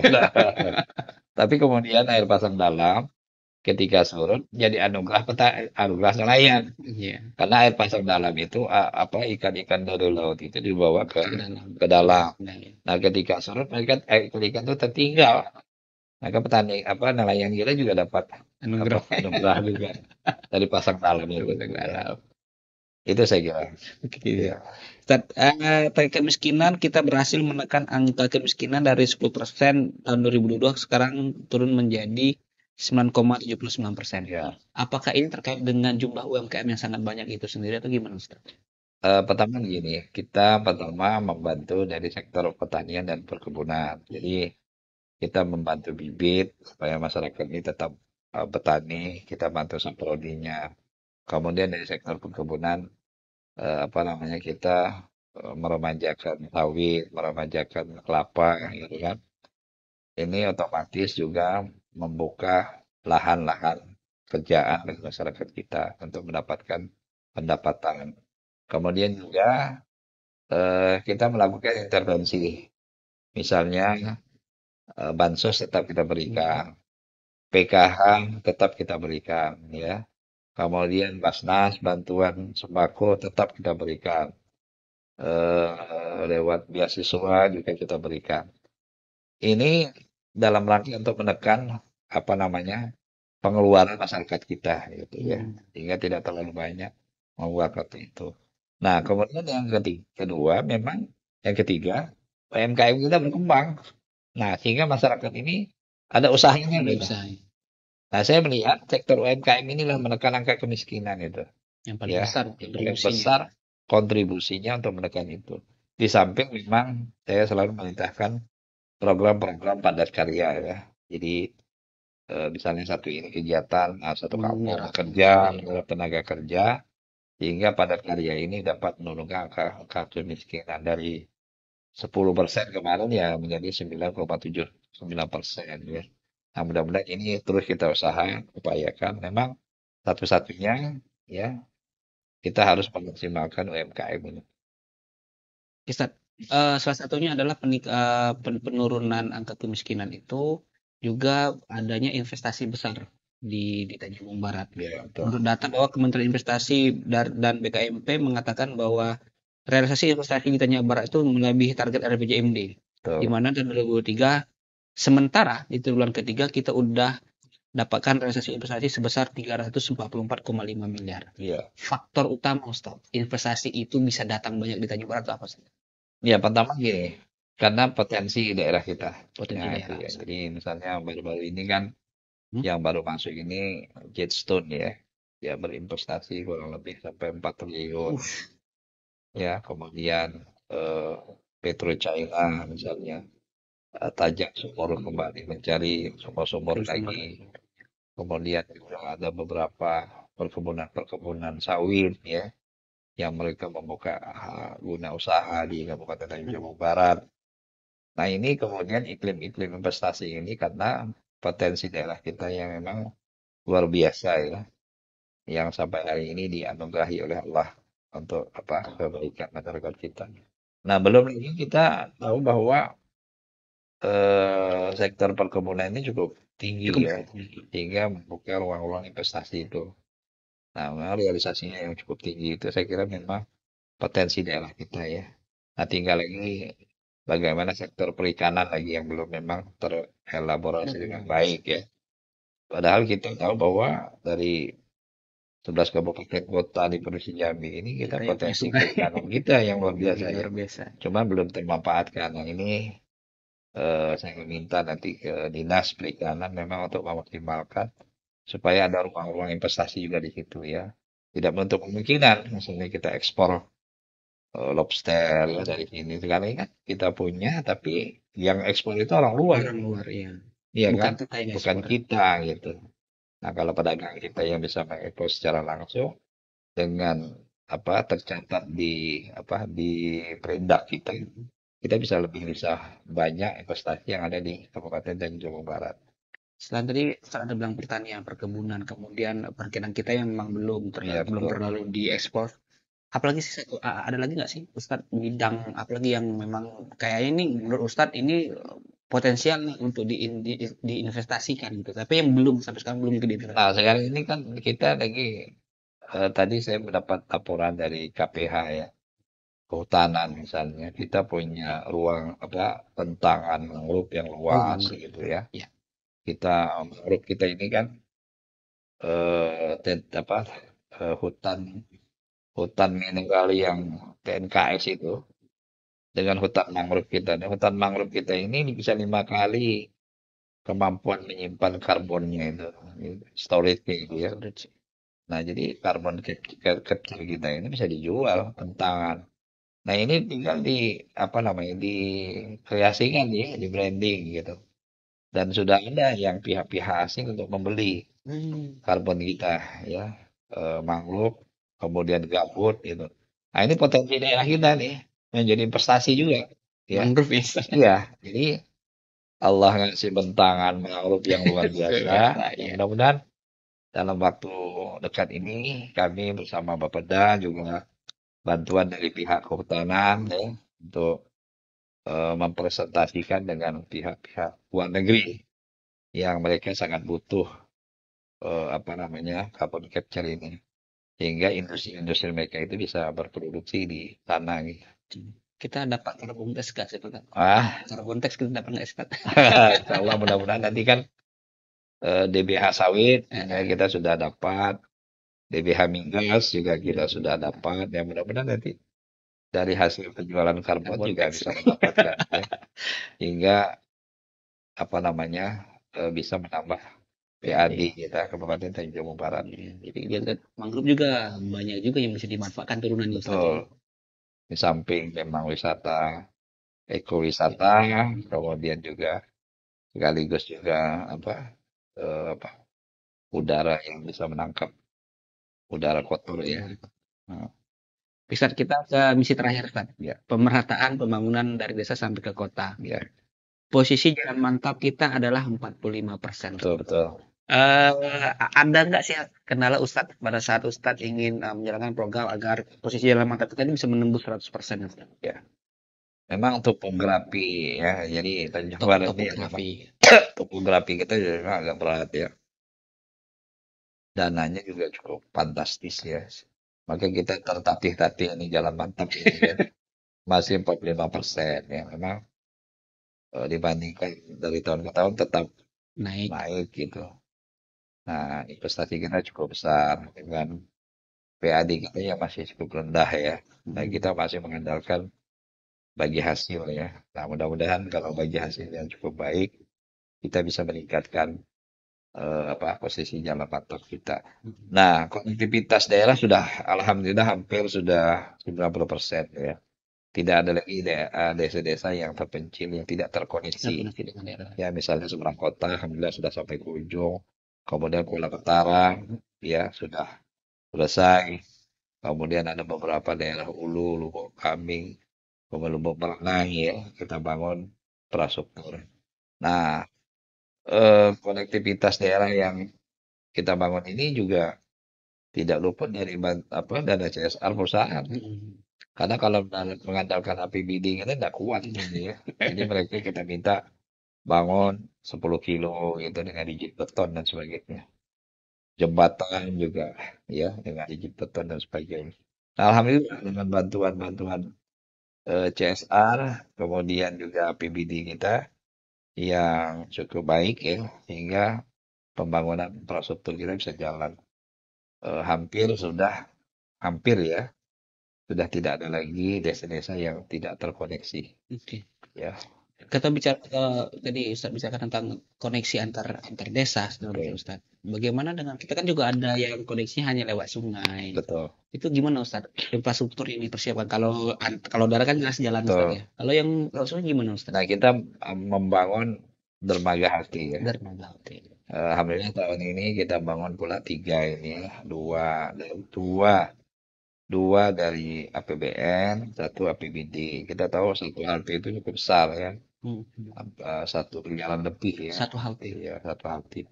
Dan memang halte ini sangat dibutuhkan terutama kecamatan-kecamatan yang pinggir-pinggir sungai gitu kan kayak Seberang Seberang Kota, Pengabuat, Seberang, Kuala Betara. Kemudian kalau di hulu ya bagian apa Batang Asam, kemudian Tebing Tinggi ya, kemudian Tungkal Hulu. Nah, itu memang ada beberapa tempat yang memang kita bangun dermaga haltenya gitu. Tapi tidak cukup dengan infrastruktur jalan, tapi kan hati-hati tempat mereka terkoneksi ya antar satu desa. desa ke desa yang lain. Nah, ini terus kita bangun ya. Di samping kita memperbaiki, di samping kita infrastruktur jalan, kemudian jembatan ya. Dan jembatan terus kita bangun sampai hari ini. Mudah-mudahan tahun depan ini juga sudah semakin sedikit jembatan yang belum kita selesaikan. Bisa tadi Ustaz sampaikan bahwa CSR juga punya peranan penting dalam pembangunan di Jepun Barat. Betul, Artinya banyak dana yang dikucurkan. Kalau menurut catatan ini ada hampir 170 miliar betul. untuk dana CSR di Tanjung Barat. Yang pertama Ustaz, dari dana sebesar ini, Ustaz memandang komitmen para perusahaan ini dan Tanjung Barat seperti apa Ustaz? Iya, Kak, kita lihat masih ya kalau saya lihat masih ya 50-50 lah ya. Iya, jadi belum belum terbuka betul ya perusahaan-perusahaan mau memberikan CSR-nya gitu kan. Kalau CSR itu kan dihitung dari penghasilan Ya, sebenarnya oh ya kan. penghasilan ya. Nah, sampai hari ini kan perusahaan-perusahahan itu masih bermain berapa hasilnya, berapa produksinya kan tak mau terbuka gitu. Rahasia perusahaan. Sehingga menghitung CSR-nya kadang-kadang ya apa yang mereka kasih gitu. Nah, seharusnya juga saya menggugah juga perusahaan-perusahaan juga untuk peduli ya dengan lingkungan, dengan masyarakat kita Kabupaten Tanjung Jabung Barat. Karena kita mendapatkan uangnya kan dari bumi Tanjung Jabung Tanjung Barat Barat, iya. gitu. Seharusnya mereka punya kepedulian yang tinggi gitu ya. Dan memang kita selalu menghimbau perusahaan-perusahaan itu untuk ya menyalurkan CSR-nya ke pemerintah daerah lewat Bapeda yang sudah punya peraturan daerahnya tentang CSR sehingga programnya sinkron dengan pemerintah daerah tidak secara sendiri-sendiri gitu sehingga kami bisa mengukur misalnya jalan mantap mana yang belum kita bangun Lewat CSR. lewat CSR itu termasuk beasiswa pendidikan termasuk juga bantuan ke UMKM juga termasuk dengan juga apa pengembangan desa wisata ya embung ada desa-desa wisata yang memang dibantu lewat CSR. Jadi tujuan utamanya adalah agar CSR yang diberikan oleh perusahaan itu tepat sasaran, Ustaz. Betul. Harapan kita memang CSR itu empowering people gitu ya, pemberdayaan masyarakat sekitar. Jadi kehadiran perusahaan itu juga mengembirakan orang-orang yang berada di dalam perusahaan. Jangan nanti orang perusahaan minum-minum kopi, nyaman, sekitar perusahaan minum air putih ya. Oke. Ustaz, kita bicara untuk listrik, Ustaz. Ada rasio elektrifikasi Tanjung Barat sudah mencapai 94,64%. Artinya bahwa hampir seluruh desa di Tanjung Barat itu sudah teraliri dengan listrik. Kemudian juga ada persiapan ada trafo, ada gardu induk di Pare 4 yang sudah berfungsi. Kemudian juga ada penyesuaian gardu induk di pembelahan dagang atau pematang paut. Ustaz, dulu kan ini kendala banget. Betul. Tanjung Barat mati lampu manjang. Maksud kalian lampu manjang. Ustaz melihat pengaruh tidak langsung ya dengan listrik yang sudah rasio elektrifikasi sudah 94,6% itu pengaruh langsung terhadap ekonomi Tanjung Barat itu gimana, Ustaz? Ya luar biasa memang hari ini kan. Karena beberapa sektor UMKM misalnya, mereka masih mengandalkan listrik gitu. Ibu-ibu mau buat kue, mau ngadon, ya, mau mixer, gitu. Bingke tadi. Bingke dan sebagainya. Itu kalau tidak ada listrik susah memang. Jadi pertama mempercepat proses produksi kan dan sebagainya. Nah belum lagi memang beberapa perusahaan-perusahaan yang mengandalkan listrik ya, pengolahan dan sebagainya. Dan kita bersyukur alhamdulillah di 2023 ini gardu ini di Pare 4 itu sudah commissioning ya, sudah bisa jalan sehingga pasokan listrik di wilayah ini sudah teraliri dengan maksimal gitu. Nah, eh, ada satu kendala lagi yang di wilayah Ulu ya yang belum di Pematang Pau. Itu sebenarnya sudah tinggal tapak tower lagi ya. Tapak tower. Ya, kalau tapak tower sudah selesai juga posisinya sudah conditioning juga. Sudah tinggal on gitu. Tinggal ada beberapa tower yang bermasalah. Nah, kami berharap pada pihak PLN untuk mempercepat progres ini. Hingga Tanjung Barat ini tidak idiom apa namanya? Adigiumnya gini. Seperti makan obat ya. Kalau tidak mati bukan tunggal. Bukan tunggal, betul. Bahasa itu. Alhamdulillah ini sudah tidak ada lagi ya. Orang hari ini justru listrik kita Tanjung Barat sudah mantap ya. Ada beberapa kabupaten lain juga bermasalah. Ya. Kita jauh lah dari alhamdulillah kita patut bersyukur ya. Elektrifikasi kita sudah 94%. Ustaz, selain apakah ada kepikiran di program Ustaz terkait dengan mencari sumber energi listrik yang lainnya? Kita kan punya sungai, mungkin bisa menggunakan pembangkit listrik tenaga pasang surut atau air sungai itu seperti itu gimana, Ustaz? Ya kita mendorong bagi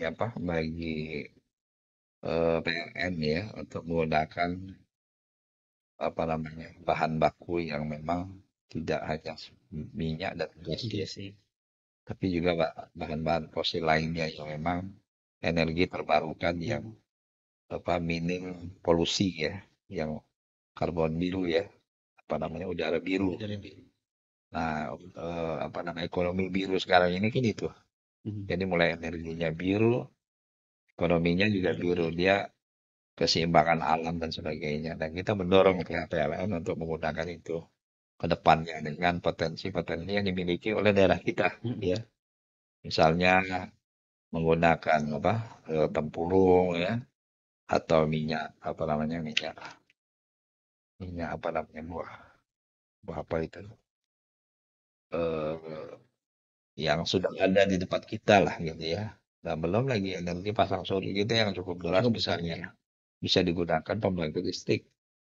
Nah ini tinggal lagi nanti PLN untuk apa melakukan inovasi ya.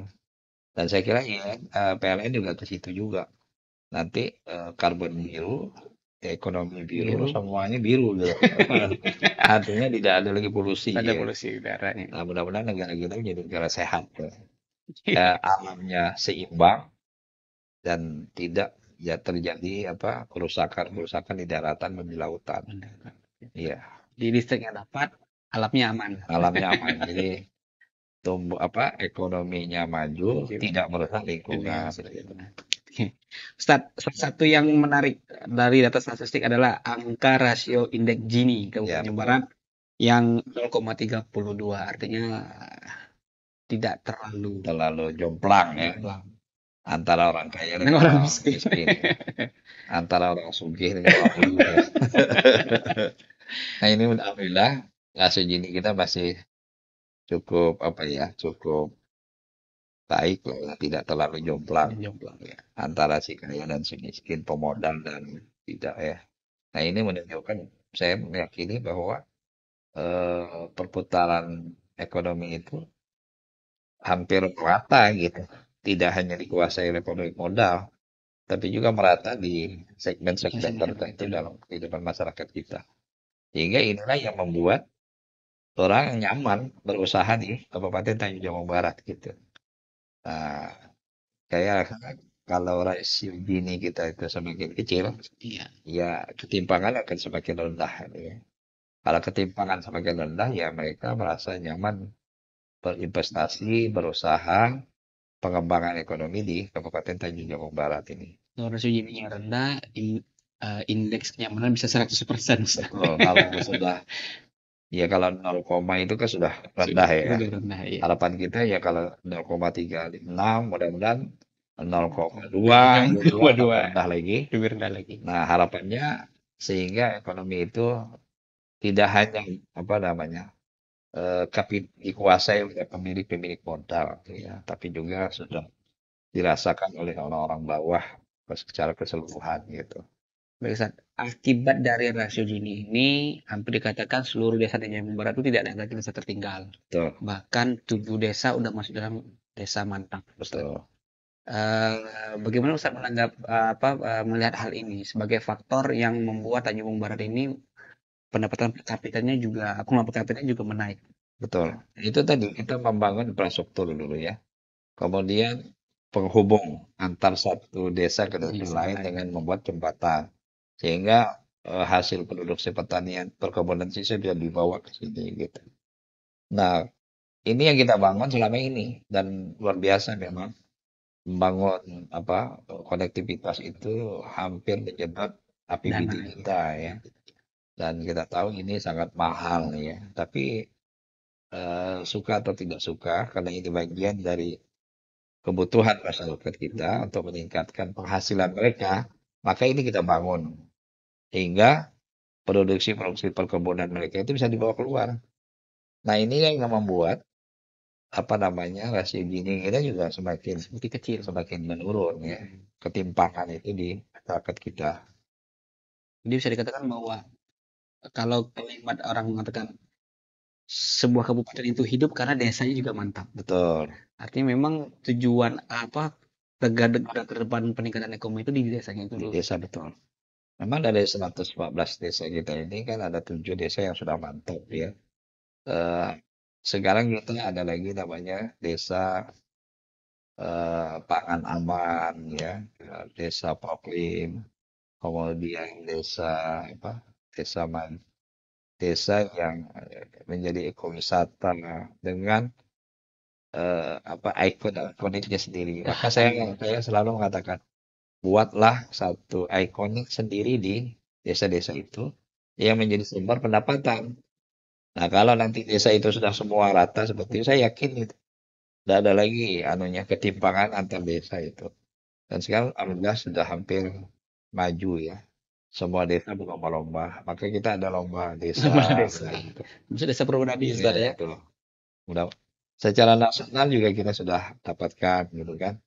Kemarin Proklim kita dapat desa dataran Kempas ya. Terima kasih ya. Dan nanti kita lagi masuk lagi desa pangan aman lagi ya. Jadi desa pangan aman di situ ada desa yang secara komprehensif dan di situ ada sekolah yang aman pangannya, kemudian pasarnya pasar terhindar dari penggunaan bahan-bahan Aman kimia yang kimia ya. berbahaya dan sebagainya. Nah, ini kita sedang mengarah ke sana nanti. Oke, Ustaz. Udah 5 5 misi yang kita bahas, sahabat informasi sudah sangat banyak informasi kita dapat dari Bupati Jember Barat Ustaz Anwar Sadat bahwa memang intinya adalah salah satu adalah bahwa pembangunan dilakukan oleh pemerintah Jember Barat itu bukan simsalabim. Betul. Ada proses, ada perencanaan, ada penganggaran yang betul-betul diperhatikan. Kemudian juga ada yang namanya sistem yang akan memantau apakah perencanaan kita bagus, penganggaran kita bagus, dan penggunaan anggaran juga kita bagus.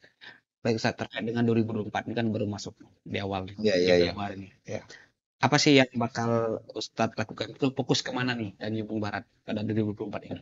Ya, pertama kita menurunkan angka kemiskinan ya. Ya. Walaupun tadi dari 10% menjadi 9,79%. Kemudian juga kita ingin menurunkan angka pengangguran ya. Sekarang ini angka kemiskinan aktif kita kurang lebih 5.000 ya. Kemudian angka pengangguran yang naik ini akibat harga perkebunan dan pertanian kita yang anjlok ya. Kemudian juga kita ingin menurunkan angka stunting dari 9,9 menjadi 7% ya.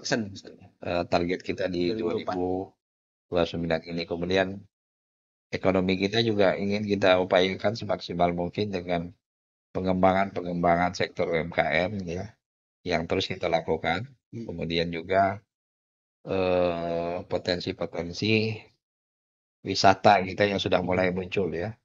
Wisata mangrove ya sudah diminati oleh masyarakat kita lokal maupun luar dari Tanjung Barat ya.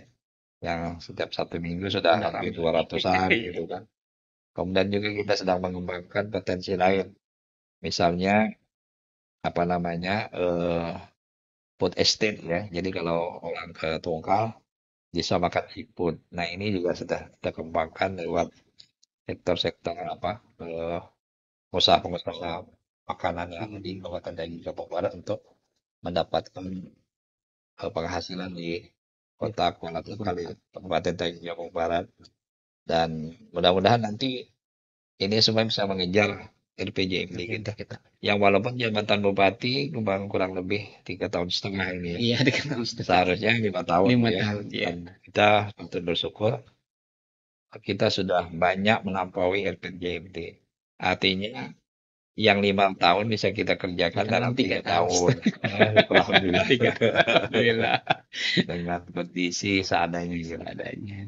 Baik, demikian sahabat informasi bincang kita pada hari ini, podcast kita pada hari ini tentang sejauh mana sih capaian dari pemerintah Kalimantan Barat terhadap misi-misi yang dijabarkan ada di Indonesia tadi. Tentunya menjadi catatan bagi kita bahwa yang saya tangkap dari yang dikatakan Ustadz bahwa walaupun dengan waktu yang singkat, kemudian dana yang tidak terlalu besar dan permasalahan yang sangat besar itu bisa diselesaikan dengan baik dengan koordinasi yang sangat cukup baik juga. Artinya tidak ada namanya Superman ya Ustaz ya, Ya, tapi betul. satu super tim. Artinya di bawah pimpinan Ustadz sebagai bupati, tim-tim di bawah bergerak dengan baik, sehingga ke masyarakat kemakmuran kesehatan itu bisa dirasakan oleh masyarakat di Tanjung Barat pada umumnya. Dan satu terakhir Ustaz sebelum kita tutup, Apa harapan Ustadz kepada masyarakat Jawa Barat di tahun 2024 ini? Iya, saya sangat berharap sekali. Ya satu ya, Ya, ya jangan pernah berputus asa. Ya, selagi kita bisa berbuatlah. Walaupun kecil di mata kita, tapi mudah-mudahan besar di mata masyarakat gitu. Jadi jangan pesimis, jangan pernah apa merasa tidak bisa, lakukanlah sesuatu, walaupun itu kecil. Mudah-mudahan bisa memberikan kebaikan bagi banyak pihak kepada kita semua. Itu harapan kami kepada masyarakat ini. Jangan terlalu banyak menilai sesuatu yang yang buruknya gitu ya. Marilah kita nilai yang positif gitu ya. Apa yang bisa kita kerjakan oleh pemerintah yang mudah-mudahan bisa diapresiasi. Ya. Baik, sahabat informasi demikian episode kita pada kali ini. Sangat banyak informasi kita terima dari Bupati Jawa Barat, Bapak Anwar Sadat. Semoga apa yang disampaikan pada podcast kali ini menjadi informasi yang penting buat masyarakat, kita bagi semua, bahwa pembangunan itu terus berlanjut tanpa adanya henti. Pembangunan itu terus berlanjut tanpa memandang siapapun. Yang tujuan baiknya adalah menyampaikan visi misi kita adalah mewujudkan Kabupaten Jawa Barat berkah, berkualitas, ekonomi maju, religius, kompetitif, aman dan harmonis. Sekali lagi Ustaz, terima kasih atas waktu dan kesempatannya, karena yakin waktu Ustaz sangat mepet, sangat banyak kegiatan lain yang akan dilakukan. Baik, sahabat informasi, jumpa lagi kita di edisi yang akan datang. Saya ini sudah mundur diri beserta kru yang bertugas mengucapkan terima kasih atas perhatian Anda. Assalamualaikum warahmatullahi wabarakatuh. Waalaikumsalam warahmatullahi wabarakatuh.